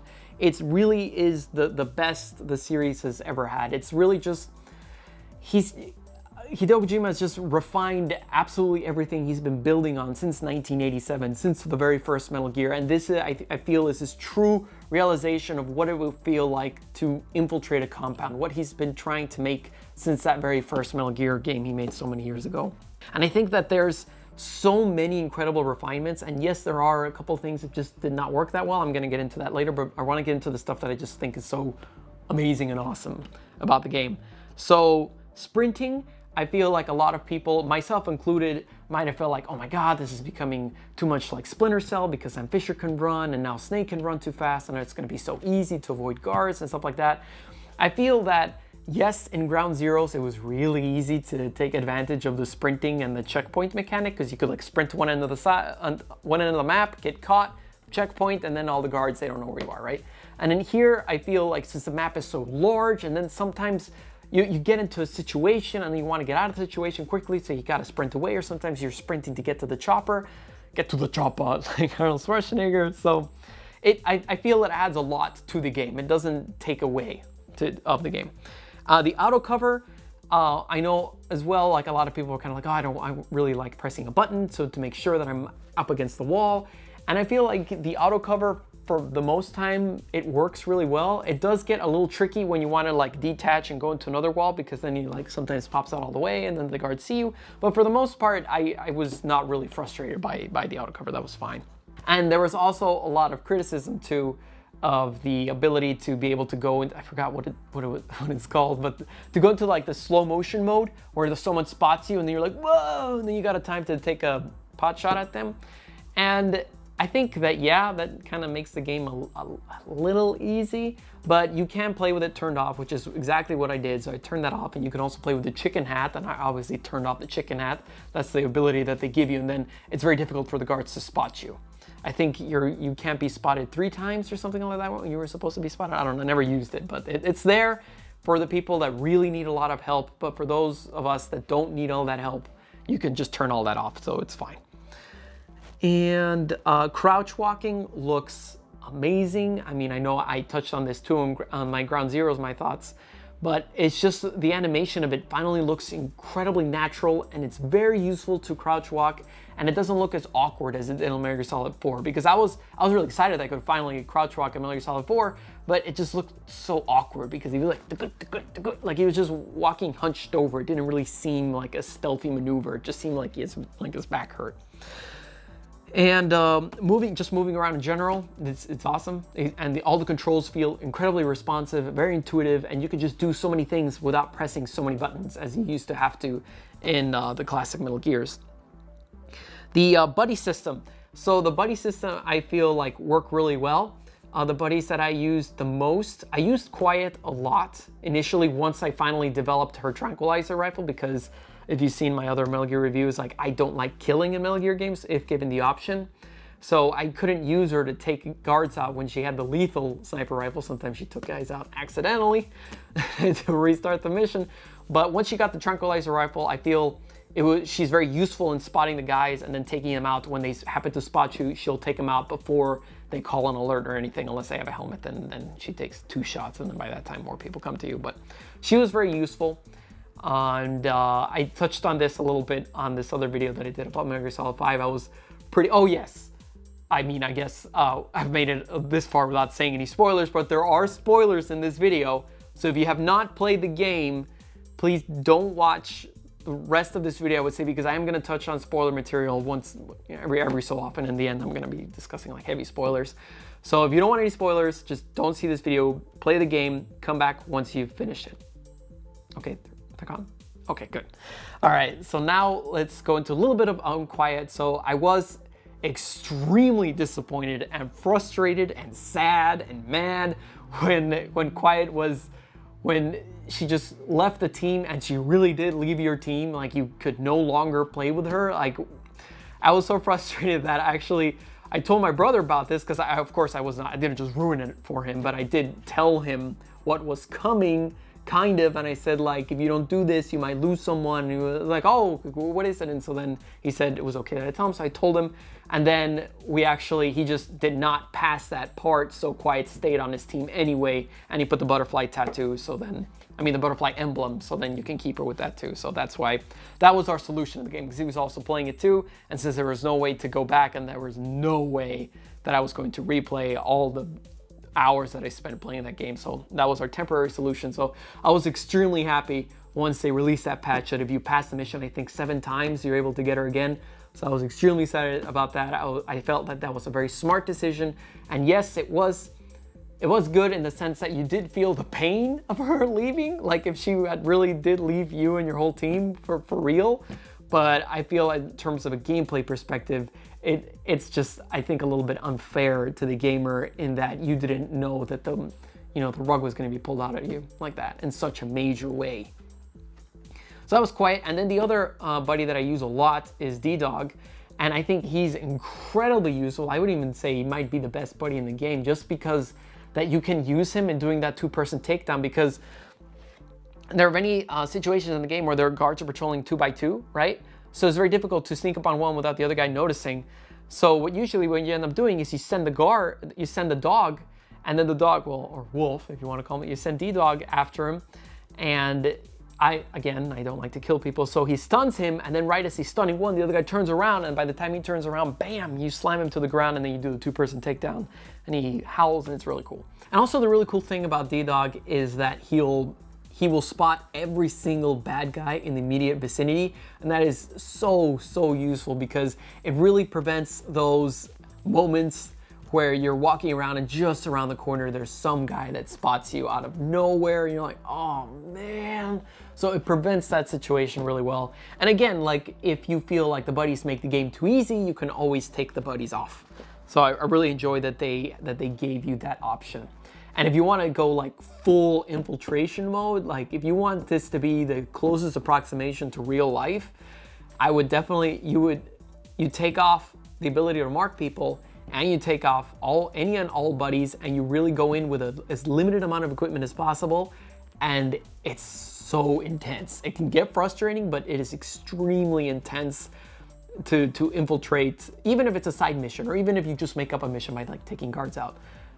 It really does simulate what would feel like infiltrating. I mean, I've never done that in real life, but I feel like it's the closest approximation that we can get to that in a video game at the moment. So yeah, that brings me to how there's so many different ways to infiltrate bases. Now, I feel like that is one of the best parts of this game, is that it really is open world stealth in that you're given an objective, but as to how you complete that objective, it's entirely up to you. There's so many toys at your disposal. Or if you don't want to use any toys, you can just go in at day, go in at night, go lethal, go non-lethal. The way you distract guards or how you get them to come to you, either by knocking or using the little inflatable guy, or by using your buddies. There's so many different ways to accomplish your objective that it really gives the game so much variety. A big thing that I talk about a lot in my other reviews of Metal Gears is what my brother and I call sections. So sections in Metal Gear are those sections where you go into a base or you go into a section and there are a lot of guards, and then you have to evade detection by the guards. So in other words, any section, any part of the game, any part of a Metal Gear game that's not an obligatory action scene or a boss fight. So all the parts where you're just infiltrating. And this game has so many sections in it. And yes, you do go back to them several times because there's only 2 giant maps. But since you're always infiltrating with different circumstances and with different enemy patrols, it's not just a matter of memorizing where the guards are and then you can just go at it, and then every time you go back to it, it's like, oh, remember that guy pops over here, so I can take a shot over there and stuff like that. So it's always evolving. It's always very dynamic. I really enjoy too how there's just so many missions. Like besides the main missions, there's all these side missions. And the one that I enjoyed the most actually was the one where you had to eliminate the heavily armed guard. Those were my favorite, because my favorite thing to do in this kind of game is to just remain completely undetected, just be a ghost, and then take down every soldier without the soldiers being alerted.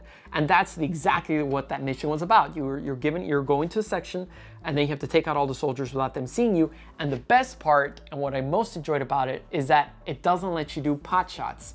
You know, just take out your sniper rifle or take out your gun and boom, boom, boom, and then that's it. Because they all have super heavily armored equipment, and so then by the time you start shooting, everybody gets alerted. So it basically forces you to go up to the guy and CQC him in any way you want, and that's my favorite part of playing these kinds of games, just sneaking up to the enemy without him knowing, and boom, taking him down. That's awesome. That's my biggest thrill in playing stealth games. And yes, there's also what I wrote here, the endless cycle of replayability like Peace Walker. It's the shirt Peace Walker. Peace Walker is actually one of my favorite Metal Gear games too.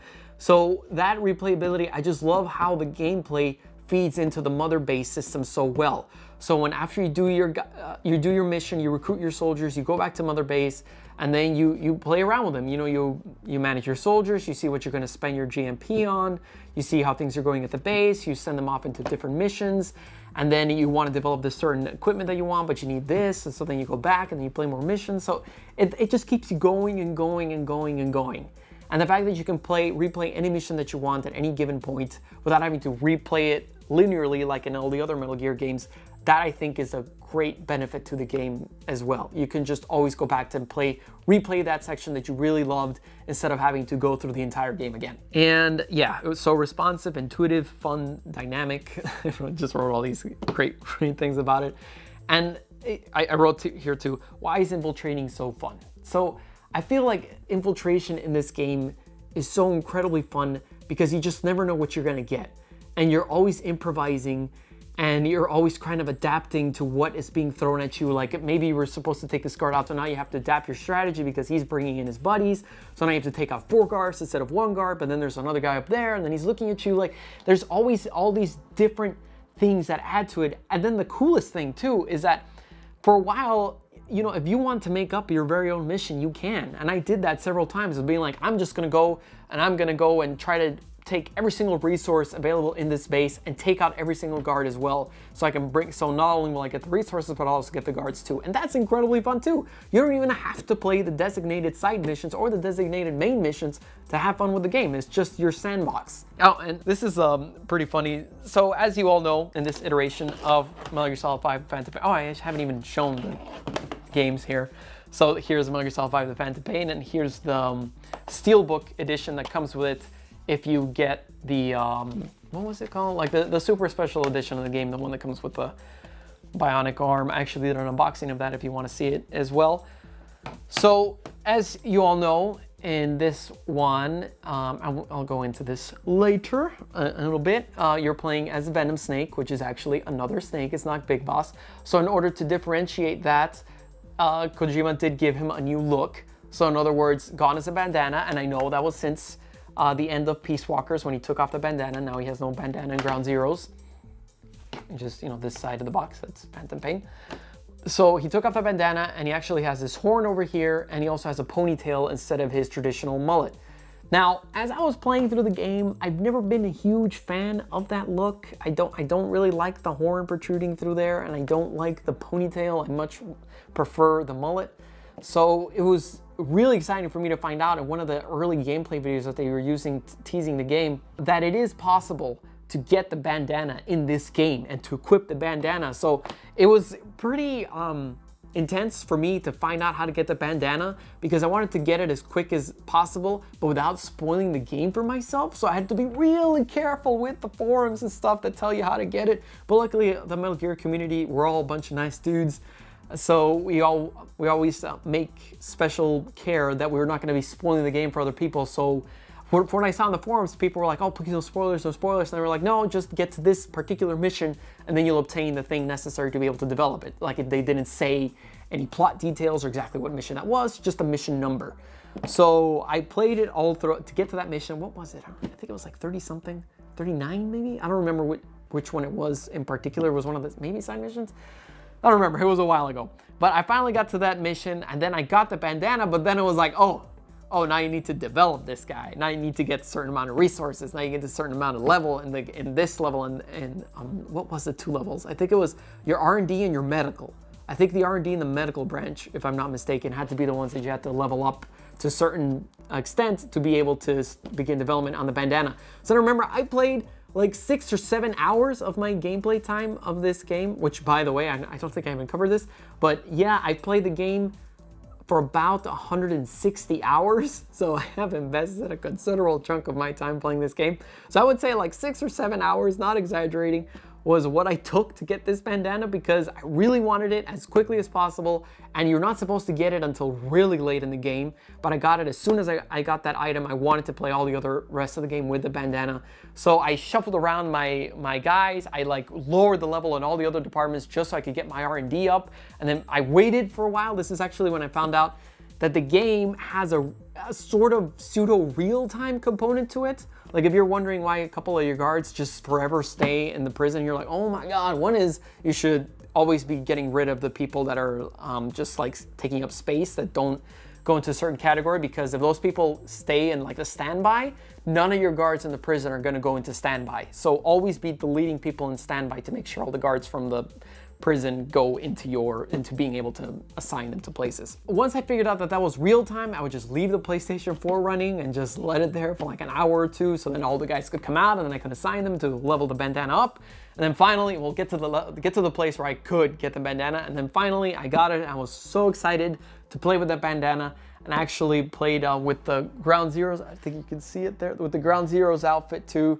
So the Ground Zeroes outfit with the bandana, it was awesome. It was like playing Peace Walker. I really enjoyed that. And once they offered the DLC, of getting the Tiger Stripe camo. Oh man, that's like you're playing Metal Gear Solid 3 again. It was so cool. It is so cool to go into that, to play the game with the classic Tiger Stripe camouflage with the bandana. It's like, yes. I feel like the guards are the smartest they've ever been in the entire series, but I do feel that sometimes the guards are a little too smart in that they kind of hurt the experience a little bit instead of helping the experience. And what do I mean by this? By being so smart, there are a lot of things that you can't do anymore, even though the game is kind of trying to get you to do it. For example, let's say you want to use your sniper rifle, right? You finally got the silenced tranquilizer shot, right? You got the little silencer, you got the tranquilizer gun, so you're really excited to use the tranquilizer rifle. So you take a guy out, and then the thing is, even if the other guards don't see him go down, they'll suddenly turn around and be like, oh, wait a minute, where's the guy that's supposed to be up there? And then they're gonna get really cautious, and then they're going to go into a little like mini alert. It's not really an alert, but they go into like caution mode where they start patrolling with their guns, and then they don't get out of caution mode until a lot of time passes. I mean, you can, if you want, go out of the section, go smoke the cigar, make time pass, pass, and then finally they'll get back to normal mode. But I feel like they sometimes get into that caution mode really quickly with you not really doing anything. Sometimes if you smack in the wall more than once, they'll go right back into caution mode. Or sometimes when you throwing the magazine of the gun actually still kind of works. Most of the time, usually they don't call for backup. But sometimes, for example, you throw the little balloon inflatable guy, and then, oh my God, I saw something. I'm gonna call for backup. And then the guy is like, oh, I'm gonna checking something out. Oh, make sure to take someone with you. And so then two guys go, and you're like, well, no, I can't do anything about that. Like, so it kind of doesn't really encourage you to experiment with a lot of the toys that they give you, because you know you're actually exposing yourself way more. And so the camo index, I feel that I understand why they took off the actual number, right? So you can be more immersed into it, and so you can kind of think about more of like, oh, is this camo more effective because it's in this sort of terrain and stuff like that. But the fact remains that they're not as blind as they used to be. And I know that that's more real, that they can see farther, but it's a little lame in that, like I said before, I love to crouch walk, right? And you can't really crouch walk that often now because you gotta crawl everywhere. Like what I found, if you move crouch walking past 40 meters, so if you're like 38 meters away from him or 36 meters away from him, crouching, you can be like slowly crouch walking, like barely even moving. He will see you, not see you alert mode, but he will be like, oh, what's that? And then he'll go to investigate. And before, like, the guards were a lot more nearsighted, so you could crouch walk a little closer to them before they start getting all worried, right? Like, I'm not saying crouch walk right in front of them while they're like seeing you, then that'd be break the game, right? But I mean, 40 meters away is a considerable distance, so then what you end up doing a lot of the time is that you end up crawling a lot. And I mean, crawling looks cool, and there are upgrades that you can get with your bionic arm that somehow influences how fast you can crawl. So you can crawl, I think, twice as fast as you start out. But still, like, I don't want to spend the whole game just crawling all over the place because that's the safest way. Like, I would like to crouch walk too. That's kind of part of the stealth fantasy, in that if you're low to the ground, people won't see you than if you're standing up.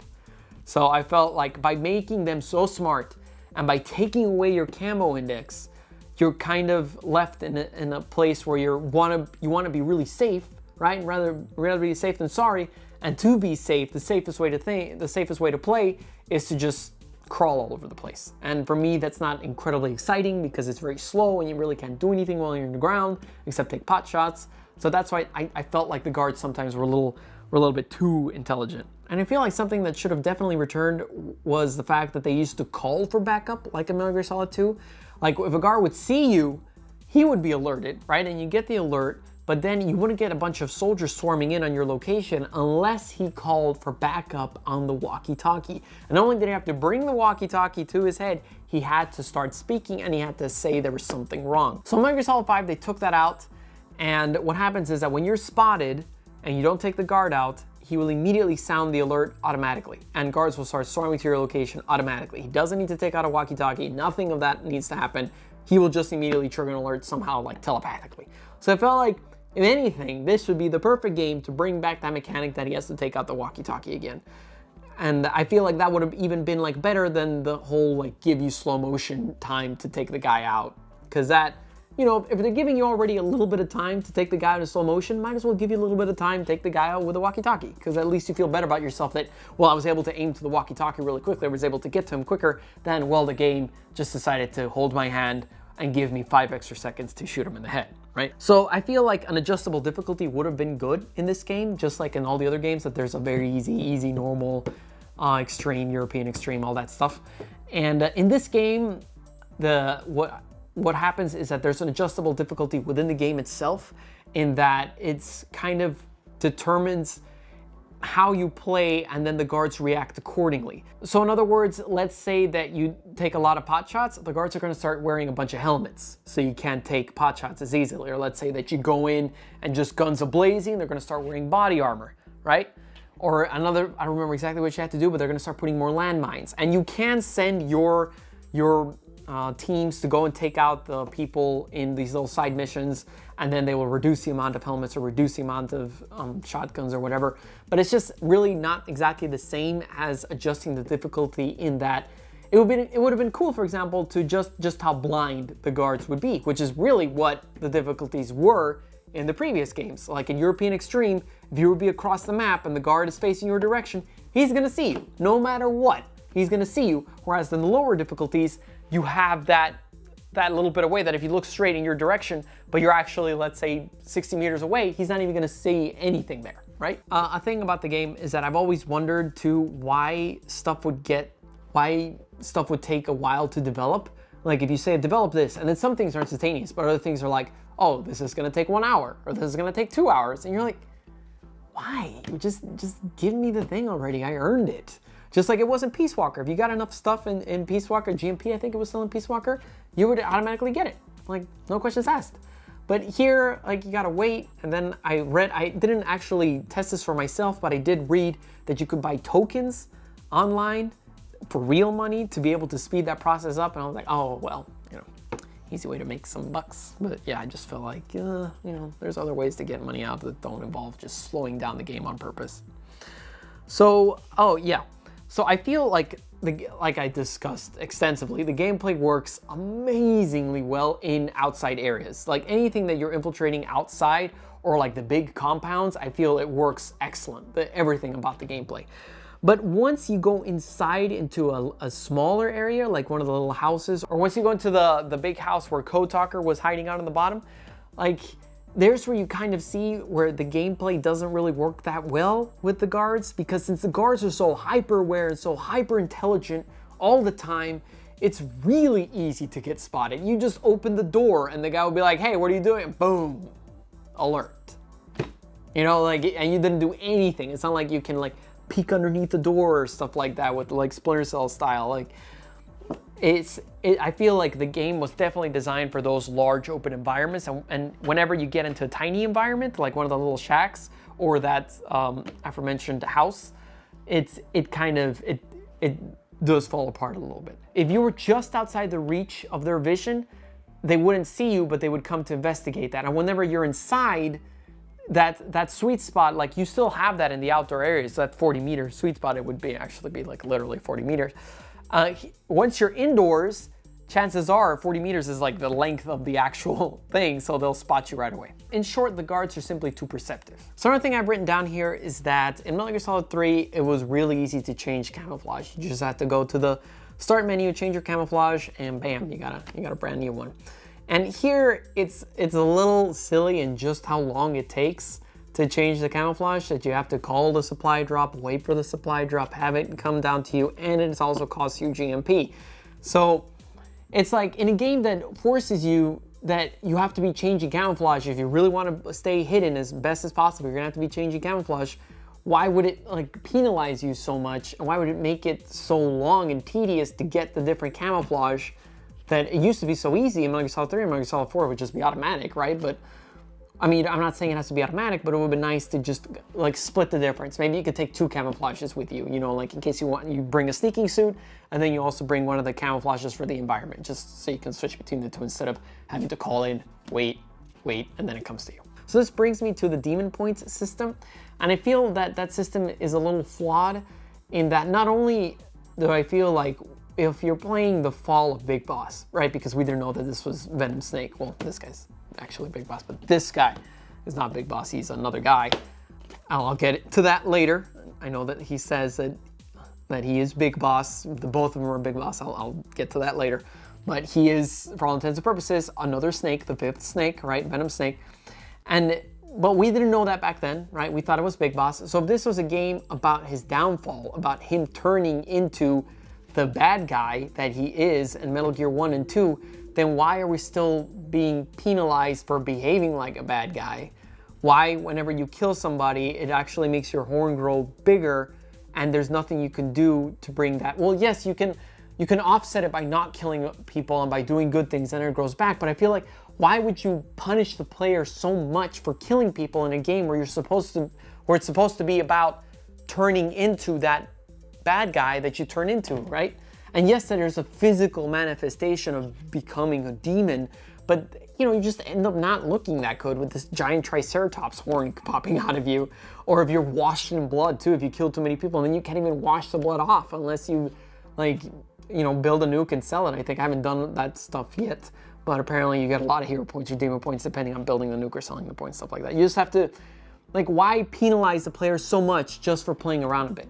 It would have been nice if there was a way to deactivate that for a little bit, just so you can just go blow off some steam. Because to this day, I just checked my stats. I still have not stabbed a single dude in the game because I know that counts as a kill and I don't want to kill anybody. And there it says knife attacks 0. I would like to stab some dudes. I know I generally like to play not killing anybody, but every once in a while you just want to kill some people in the game. It would have been nice if they would have give you that option rather than completely penalizing you. Oh, you killed somebody. Oh, demon points for you. That didn't exist before. If you wanted to play like that and then you just don't save and then it would be fine, but since the game is constantly saving, there's no way to get out of it. I loved playing in the open terrain and I would have liked a little bit more just closed, interior locations like there have been in Metal Gear Solid 1 and 2. But I understand that this game essentially, I don't know if you guys have read the older interviews of Hideo Kojima back when he was making Metal Gear Solid 3, but what he's always wanted to do is he wanted to make this open world. I don't think he used open world back then, but just this infiltration game where you're out in the jungle and you explore the jungle for hours and then you eventually get to the base and then you infiltrate the base. And that's exactly what this game is. You explore for a while and then you finally get to the base and then you find out how you're gonna infiltrate. So that he basically finally made the game that he's been wanting to make since Metal Gear Solid 3. So that's awesome. I know I've been criticizing some stuff so far, but please don't get me wrong that I did not like the game. I did enjoy the game very much. But as a fan and as a guy who's played it all these hours, it's just, you start to see the little things in the game that could have been better. Have they tweaked this or that? I'm just trying to give constructive criticism here. I'm not just gonna say I loved everything about the game, because then what's the point of watching the review if I'm just here saying how much I love absolutely everything. One little thing that's just in terms of the aesthetic standpoint is that it would have been cool to be able to play with the Big Boss head. And I know that you can play with a bandana, but to be able to play as the real Big Boss, in the sense that not one that has the scars and the horn popping out of the head, just the standard Big Boss. They even showed it in the trailer, actually, in the trailer where he's walking down this hallway and he's changing all the different ways that he's looked like since Metal Gear Solid 3. It would have been cool to have that model that you could play as classic Big Boss rather than Venom Snake looking like Big Boss. This would have been kind of like Metal Gear Solid 4, where yeah, the guy's supposed to look old because he's gonna die, but you do have the option to put the young face camo, and then it's he's not that old. I mean, he still sounds really old, but it gives you a little option. And I didn't talk about the online multiplayer because I'm not the kind of guy that plays the online multiplayer for Metal Gear Solid games. I feel like if you like Call of Duty and that sort of shooter-esque gameplay, then that's probably more for you. For me, I played it a little bit. I didn't really have that much fun with it. I didn't buy this game to play the online multiplayer, so it really was something that I wasn't too excited about for the first place. I played the online multiplayer of Subsistence a little bit, but again, it was not something that I really enjoyed, so that's why I didn't really talk about it. And the FOB missions, I think they're called, where you're going to infiltrate another guy's base, I felt like that was too stressful to not only be worried about your in-game guys, but also be worried about the in-game guys can be attacked online. So I just turned that off and I played offline the whole time because I just wanted to focus on the story and enjoy the story for what it was, instead of worrying about other people attacking and then me attacking. And it's just like, I just refrained from doing that. I did do it once and I got the trophy because I may go back and get all the trophies. All right, so now that was my discussion about the gameplay of Metal Gear Solid 5. I may go back into it a little bit, but now we're gonna discuss the story, which is a huge part of the game. Well, not really a huge part, but it's a big thing not to discuss in a review. So, oh yeah, spoilers, as I said before, a bunch of spoilers coming up. So where to start with this story? I got a bunch of bullet points to get through with this story. So I feel that the main point of this story is, for lack of a better word, unnecessary a little bit, in the fact that we kind of already knew what caused Naked Snake to turn into that villain that we see in Metal Gear 1 and 2. In that he was forced to kill his best friend, he was betrayed by the country that he loved so much, like it all just got to him, right? And he ended up turning into a bad guy. Like, we kind of knew that. And going into Peace Walker, I feel like there were some things that were explored there that did deserve to be explored, like him getting over the boss. Like he's a very important figure in his life and his trauma about it, right? And then taking off the bandana, and then that puts him kind of like one step closer to becoming the big boss that we all know that just doesn't even wear a bandana, right? So I feel what this game could have done is that it didn't have to focus so much on the story of him turning into a bad guy. No, it didn't really focus on that at all. But I feel it would have been good if we could have explored the other part of Metal Gear Solid, which was kind of just, thrown like a little bomb on us on Metal Gear Solid 4, in that it turns out that Zero, that nice, joyous, happy dude that helps you in Metal Gear Solid 3, that talks about James Bond, he turns out to be the major puppet master behind everything, right? He turns out to be the major bad guy of the series. So I feel like it would have been awesome if we would have finally seen all that stuff that they were just talking about in cutscenes of Metal Gear Solid 4, that whole transition of Zero becoming a bad guy. But in the end, we don't get that. We don't get that at all. The only thing we find out about Zero is through a bunch of cassette tapes. And that's it. I think there's like 3 or 4 cassette tapes. And yes, they're very informative cassette tapes. And the guy who did his voice, it's not the original guy who did his voice, but he did a very good impersonation of him, very good approximation of him. And it was just kind of lame that this guy, this incredibly important figure in the Metal Gear mythos, is just kind of reduced to the sidelines in some cassette tapes that most people aren't even going to get to. So they're not even going to get to that. And then like he's on a phone call with Skullface, and then Skullface tricks him into pricking his finger. It's all so silly and moot and anticlimactic, and it doesn't really explain a lot. And then they kind of hint that, well, they not really hint that, but they kind of show that Zero's not really that much of a bad guy in the first place. He was also misunderstood. It's just, it's good I feel to have like heroes and villains, like Liquid Snake. Liquid Snake, a big part of everybody loves him so much in Metal Gear Solid 1. He was a villain. Yes, he explains his motives, but he is still a villain. He's not just this misunderstood guy.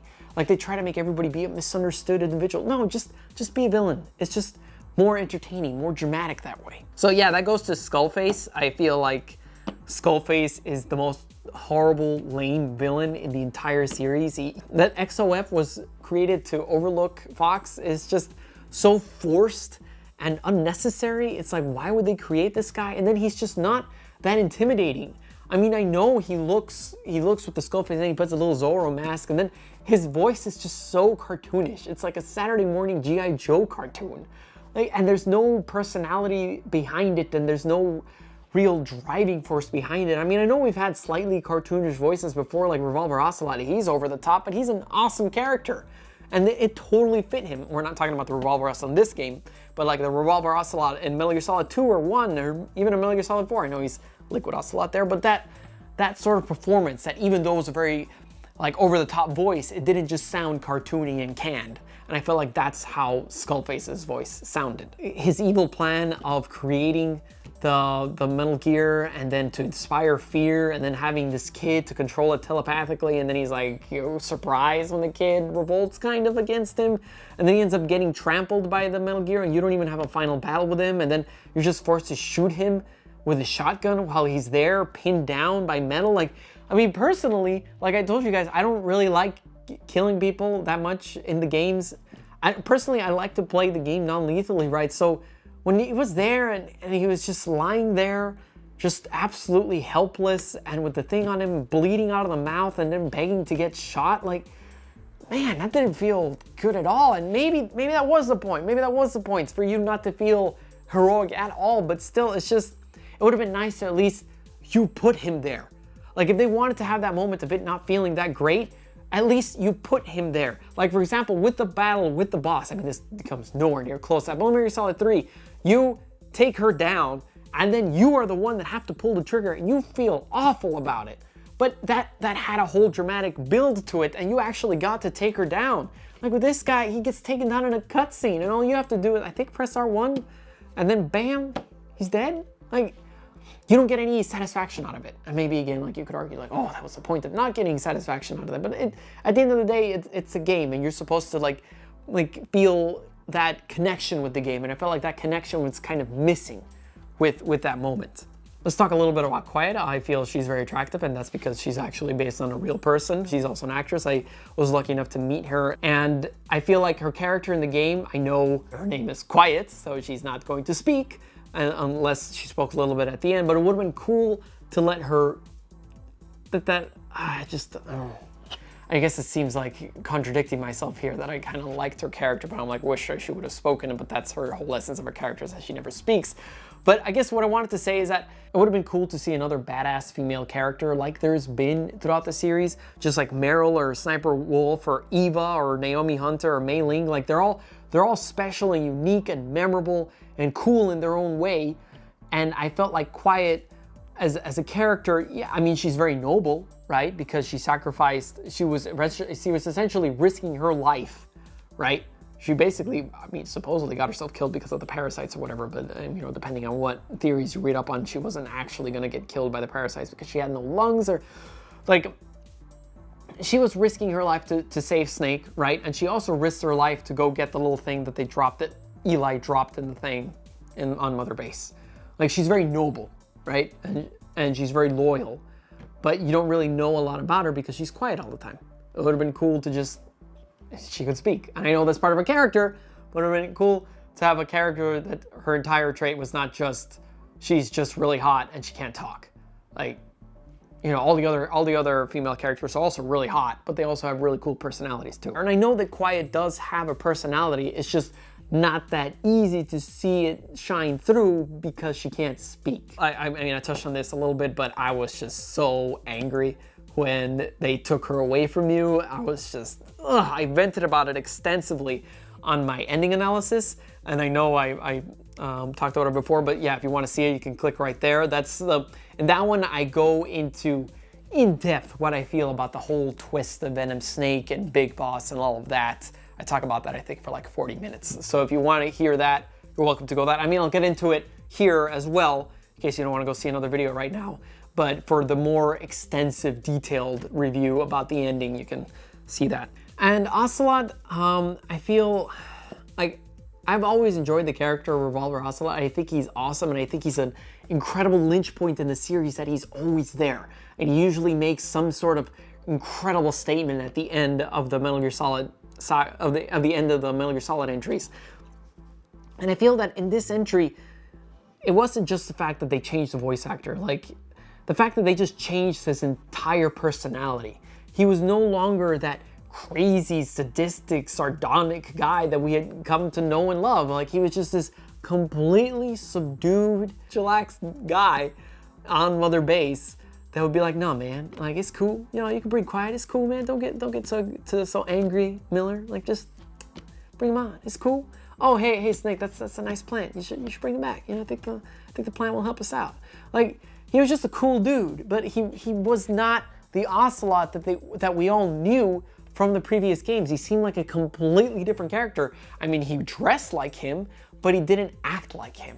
And I feel like that was a huge missed opportunity in that he was acting completely different. He didn't seem like the same character, and it wasn't just because of the voice. He just didn't seem like the same character at all. So Miller, I feel like the cool thing about him is that he's just so angry about everything, and he wants to get revenge for everything, and he's just so intense about absolutely any situation that arises.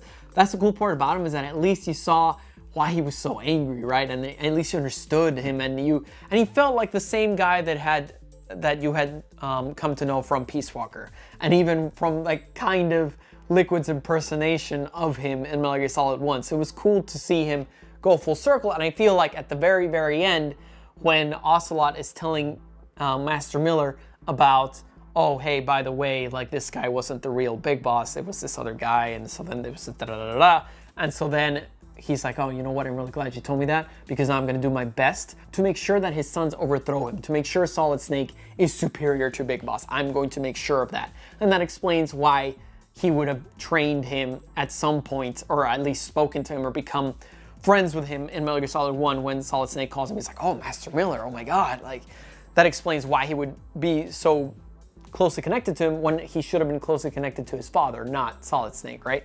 So I feel that was at least a great story point for the game that brought that it did not exist beforehand. Eli had a lot of potential because that really was Liquid. That's awesome. But we really didn't see much of that. I mean, he barely spoke, and then he goes away, and then he goes into that like lost chapter of the game, which I did see in the little thing.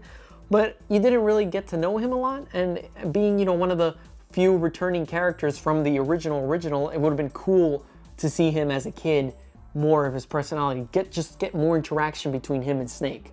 That would have been awesome, instead of him just insulting him a little bit and then leaving. It would have been amazing if we could have seen Sniper Wolf, because Sniper Wolf does mention that she met Big Boss, right, in her dying speech in Metal Gear Solid 1, that Big Boss is the one who rescued her. So it would have been so cool to play that mission, where you go and you rescue the Sniper Wolf. I mean, I know Quiet is the sniper girl in this game, but it would have been cool that it was actually Sniper Wolf at some point, that we see her at some point. Snake. So he's a little difficult to talk about, just because, and again, spoilers, you know, he's not really Big Boss. He is just a vessel for the player, in the sense that he is meant to be figuratively as if you were on the chopper with Big Boss, and then they perform hypnotherapy on you, and then you wake up thinking that you are Big Boss, right? So then you're kind of a vessel,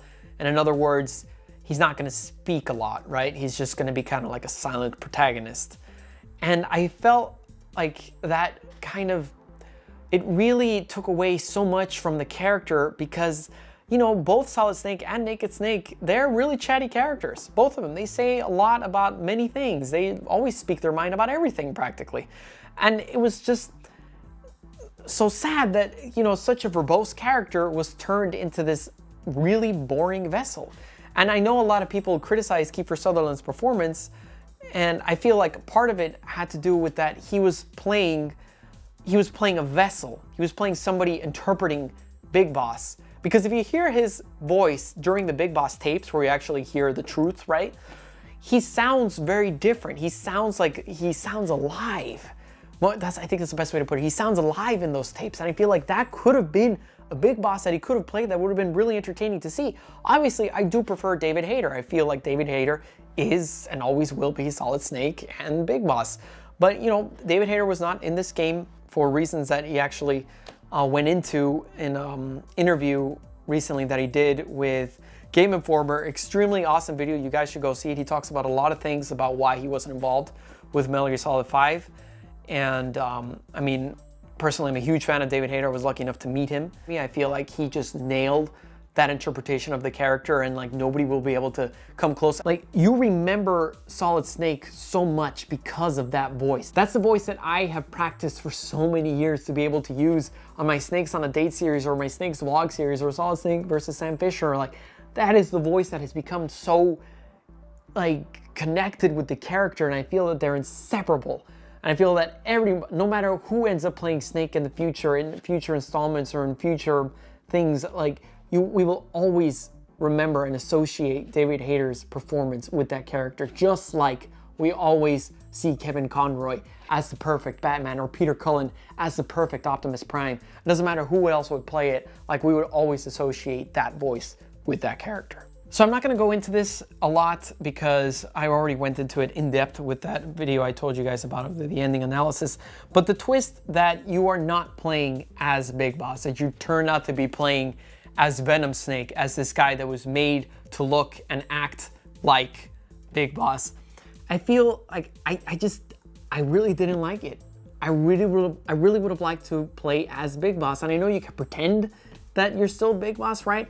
And I know, and I understand the poetic nature of it. I know that now that you are, like, every player is now part of Big Boss, but I feel that kind of cheapens the story and it cheapens who the character of Big Boss is. Like, it just, like, Big Boss is supposed to be this legendary hero that he was so amazing that they felt like they needed to clone the guy.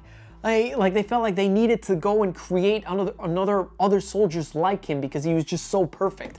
I mean, here's a guy that was able to take down the entire Cobra unit by himself.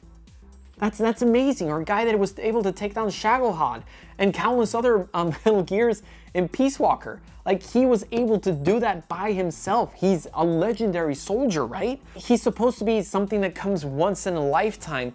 And I feel that by saying that if you just hypnotize some other good soldier, and they do make a point of saying that he's his best soldier and he's the best one in his army and whatever, and they just hypnotize him, and then he's suddenly just as good as Big Boss, like, that kind of cheapens how good Big Boss is. So you're telling me that if you just have a good enough hypnotherapy with someone, then you could turn him into someone that's as good as the original.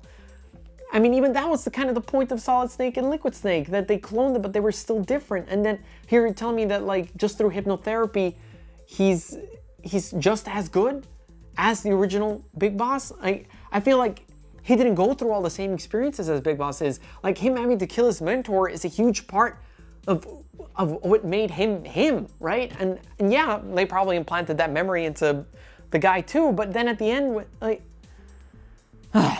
I guess I'm going too much into it. If you want to hear the full version of this, just go to that video. Now, in terms of the story, and I feel like I'm definitely going to be in the minority in this, but in my personal headcanon, I don't like to think of this story as canon because I feel like what it did contribute was just stuff that just muddled the story. The already complex story of Metal Gear just muddled it and overly complicated it to a point where it just takes away the dramatic heft and the dramatic moments of many parts in the series rather than add to it. So, you know, one of them is like Big Boss is now 2 people instead of 1 person, right? Because the guy says like, oh, we're both Big Boss, right? So now when Solid Snake goes in and takes him out in Metal Gear 1, he's not even killing the same guy anymore, right? He's not even killing because he technically didn't kill him for Metal Gear 2, but I guess he did kill him in Metal Gear 2 and Metal Gear 1 now because they were 2 different people. But it just takes away that moment of he takes out his own father and then he comes back and he confronts him again in Metal Gear 2, but he didn't really take him out in the first place. He took out some other guy that was made through hypnotherapy to believe it was him. So it cheapens that interaction between Solid Snake and Big Boss. Also, another thing of the story is that what would have been cool is we never get to see the turn, the final push, with like the Anakin Skywalker turning into Darth Vader when he killed the younglings, right? Because that's a pivotal moment. And we got a little bit of that, right? When he has to kill the people that are infected with that virus in his own base, but that wasn't even him. That wasn't Big Boss. That was some other guy. So it even takes away from that. If you had actually been Big Boss, maybe that would have been kind of cool. But no, you're just some guy that was made to believe that he's Big Boss. So Big Boss never went through that. So he didn't go through that emotional, like, turning point for him. So in those tapes, he still sounds like this, the real Big Boss in those tapes sounds like he's just some nice guy. Like, we still don't see him turn. Like, we basically never got to see him turn into the villain. We never played as him as the villain. We never got to see him turn into the Darth Vader figure, right? Which is what they were been building to this whole saga, is the fallen hero. So we never get to see him as that fallen hero, and that moment in Metal Gear Solid 4 is also cheapened. Well, not cheapened, but like You didn't explore that moment more in Metal Gear Solid 4 when he's at the graveyard with Snake, with Solid Snake, and he says like, maybe you would have made different choices than me. Like there, he's just acknowledging that he made some wrong choices in his life, that he became that villain. Like it would have been cool to see those extra choices that he made that turned him down, that led him down the path of becoming this essential, like this warmonger that they had to send someone to take out. I know he sent his own, well, that technically wasn't even him anymore because it was the other guy in the first Metal Gear, but theoretically he sent his own son thinking he would fail, but that all of that is just kind of taken away because now we never see him turn into that. And that's what this game really was for, was to see how he turned into that villain. What was the final straw? Like, see him be that evil guy, right? We never got that. We never got that transformation. Solid Snake and Liquid Snake also, they're not as special anymore because now there's a 5th Snake. There's 5 of them, guys. Like, there's Naked Snake, there's Solid Snake, there's Liquid Snake, there's Solid Snake, and now there's Venom Snake. There are 5 snakes. And at least the other guys were created with the same genetic code, right? But this guy was just some dude who they hypnotherapized, who they performed some hypnotherapy on, and then he became this legendary soldier as well. So it just kind of cheapens what was so special about Solid and Liquid, and that they were created, they were the sons of Big Boss. They were these like great mythical figures essentially. And then this guy comes along, he's like, hey, I wasn't even created out of the same genetic material and I still managed to take down a Metal Gear by myself. The Sahelanthropus, like, you know? And Skullface, he doesn't add anything to the mythology of Metal Gear. He's just a useless ancillary villain that really didn't do anything noteworthy except prick, but through a phone, managed to convince Zero to prick himself, right, and poison himself. That was like the major story point that he did. And aside from that, he really didn't add to it. So Skullface didn't add to it either. Here, like, all for revenge, right? All for revenge. You feel that you're taking revenge for Miller, but you don't feel that you're taking revenge for you, because you never really see Snake connect with any of this. And part of it was like, well, because you're not actually playing as Big Boss. Because Big Boss ran away. That was another thing I wanted to get to. He ran away on his motorcycle from his problems. Big Boss would never do that. Like, I feel that Big Boss would never do that because he confronts his problems. He wouldn't just let some guy just do it all for him and be like, oh, it's too dangerous for you, Big Boss. This is Big Boss we're talking about. Like, look at the incredible things he's done, and he doesn't want to do anything else because he's afraid they'll find him? That just seems so out of character for him, that he would run away like a coward, that he would run away like that. Why would he do that? I don't feel that it was dangerous enough to merit that he just leaves it entirely in the hands of this other guy. I feel too that Peace Walker connects perfectly to that first Metal Gear because it sets everything up beautifully. You are creating the base that you eventually take down as Solid Snake. You are recruiting that army, right? And that he refers to it at the end of the game, this is Outer Heaven, right? And he says, you now call me Big Boss. Like, he tells that to Miller. No longer, don't call me Snake anymore. Like, he had finally turned, it was basically, that was pretty much the turning point, right? When he said, no, because the boss put down her gun. And if she put down her gun, she put down everything that came before that, including me. So I'm not gonna be like her. I'm not gonna put down my gun, right? And he's gonna become Big Boss. And that was awesome, and that was badass. And the speech that he gave, the 2 speeches, the speech that he gives at the end, the true ending of the game, it's nothing short of amazing. Like, it is one of the coolest speeches I've ever heard in a video game, and it's awesome. It's a great, powerful moment, and it sets up Metal Gear perfectly. And then the fact that Ground Zeroes and Phantom Pain come along, and then it turns out that base that you built, oh, that wasn't the real Outer Heaven. You're gonna build another one. Like, what? What? Then why'd I go through all that trouble to do it? Like, it's just, it would have been cool that would have been the bridge. So my personal theory is that Hideo Kojima just really liked what he did with Peace Walker. He really enjoyed the mechanics of it, how like it was just tactical espionage operations as opposed to action. In other words, there was a mother base element, there was a cyclical nature of it. You would choose what mission you wanted to do. Like, that's what he liked about it. And I think that deep down, he just wanted to make a game just like Peace Walker, but he didn't want to repeat himself and just make Peace Walker super HD version, right? Because he technically did make Peace Walker HD. Well, they did make Peace Walker HD, and he didn't want to just kind of make the super like a Twin Snakes, I guess, like a revisited version of the original game, but just entirely overhauled with new mechanics and new graphics and all this stuff, right? He didn't just want to do that, and I think that's why he created a new story that so people would be interested in playing this untold part of the saga. But I personally would have been fine playing again Peace Walker again, and I feel like a lot of people didn't even know about the Peace Walker PSP game anyway.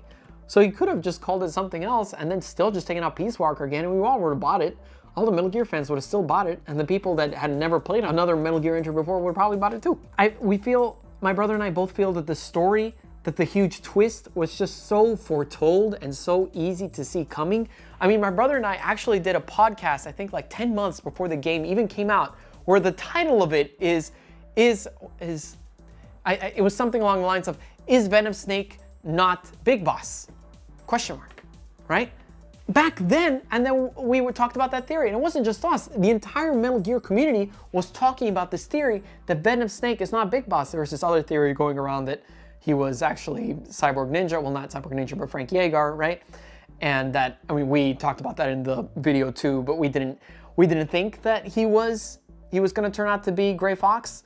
We thought that he was just going to be this completely different character, right? And that's what we talked about in that video.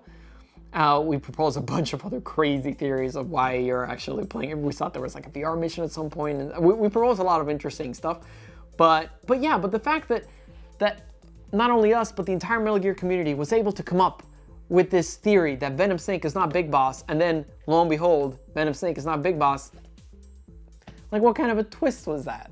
Like, it's not like the twist in Metal Gear Solid 2 that everybody wasn't really excited or happy about, in that you don't play as Solid Snake, you play as Raiden, but at least nobody saw that one coming. Here, everybody saw that one coming. So it was just forced, you know, it was just kind of like shoehorned in there. You didn't really, there was nothing in the game that was leading up to it. Yes, there was these tiny moments where like the AI pod was like, Jack, is that you? No, that's not Jack. Or even Otacon, well, Otacon's dad, when he looked at him, he was like, oh, you look a little different. Like they were dropping hints, or when they said like, yeah, they're not your genetic match. He's not your son. Well, no, he's not your son because you're some other guy. That's why the genetic match didn't come back. But like, I feel like those hints, they weren't encompassing. It wasn't a big narrative that was just leading toward it. It just kind of happened. It's just like, oh, by the way, you're not Big Boss. It's like, oh. And so another thing with the game too is that although splitting up the game into various missions helps so much with the gameplay because you're able to go into any little part that you want and you can just replay that story or replay that mission. In terms of the story, there is plenty of them that you don't really know why you're doing what you're doing. Like, why are you getting these documents? Why are you rescuing this guy? Yeah, they tell you, but it just felt so much like Splinter Cell, where you're just doing something. And I personally like Splinter Cell too, but the thing about Splinter Cell is you always feel lost, completely lost in terms of the story, what's going on or who's saying what. And there was a little bit of that in this one too, because there's so many extraneous missions that don't really contribute to the main narrative of the game, that you end up feeling like, why am I getting this document? Why was this so important? So because of all these reasons and more is why we feel, my brother and I feel, that this entry in our head canon, we just don't see it as canon because it just complicates and convolutes and cheapens other dramatic points within the saga. It doesn't add anything that really enriches the experience. It just adds things that confuse the experience more and take away from that dramatic impact that you have in these different moments in the game. And we just consider it more of like a Metal Gear Solid, like a Metal Gear Ghost Babel or Metal Gear Acid, like a sort of like what if scenario. And as it doesn't really enrich the experience that much in terms of the story. And the gameplay, obviously it does, but in terms of the story, we just don't feel it that way because like we want to remember Big Boss as a legendary hero that fell from grace only to redeem himself and die with his son.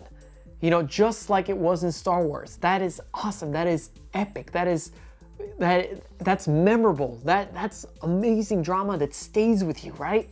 I just don't want to remember Big Boss as a coward that just ran away from his problems. Those are my 2 cents on the story itself. And the cutscenes, I felt like there were quite a few of them were really cool, and the one-take thing worked well for the most part. I just wish there were more memorable cutscenes, because when I was replaying it again, I felt like there aren't any cutscenes that you just remember that stay with you. They just sort of happen. So it would have been nice to have a couple of more cutscenes that really just stay with you, like the entire ending of Metal Gear Solid 3 for me. Like, I can still remember every single emotional beat of that, no matter how many times I played or how long it's been since I last played it. You still remember that. You remember certain shots about it.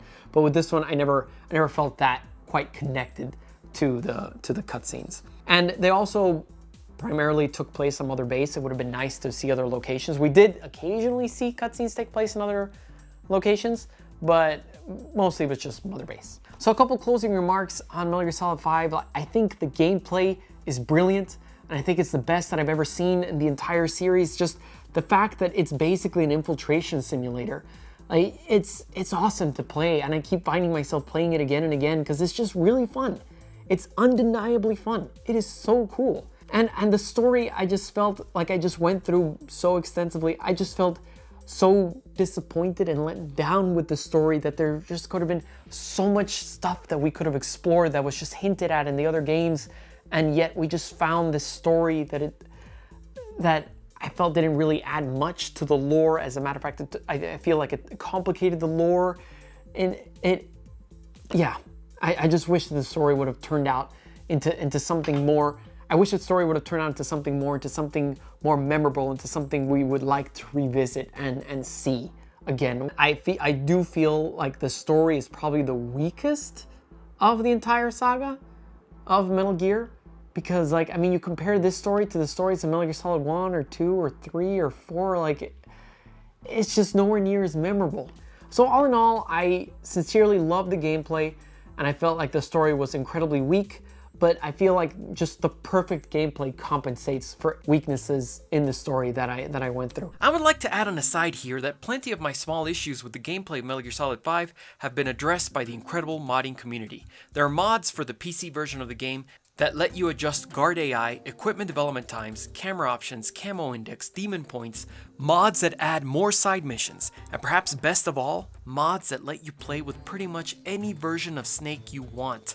I've played through several missions with the Metal Gear Solid 2 inspired Snake, and also enjoy controlling the Metal Gear Solid 4 young Snake as well. So in my opinion, even if you already have the PS4 version of the game, it's definitely worth buying and revisiting again on the PC. I've already played the PC version for about 100 hours, bringing my total Metal Gear Solid 5 playtime to over 200 hours.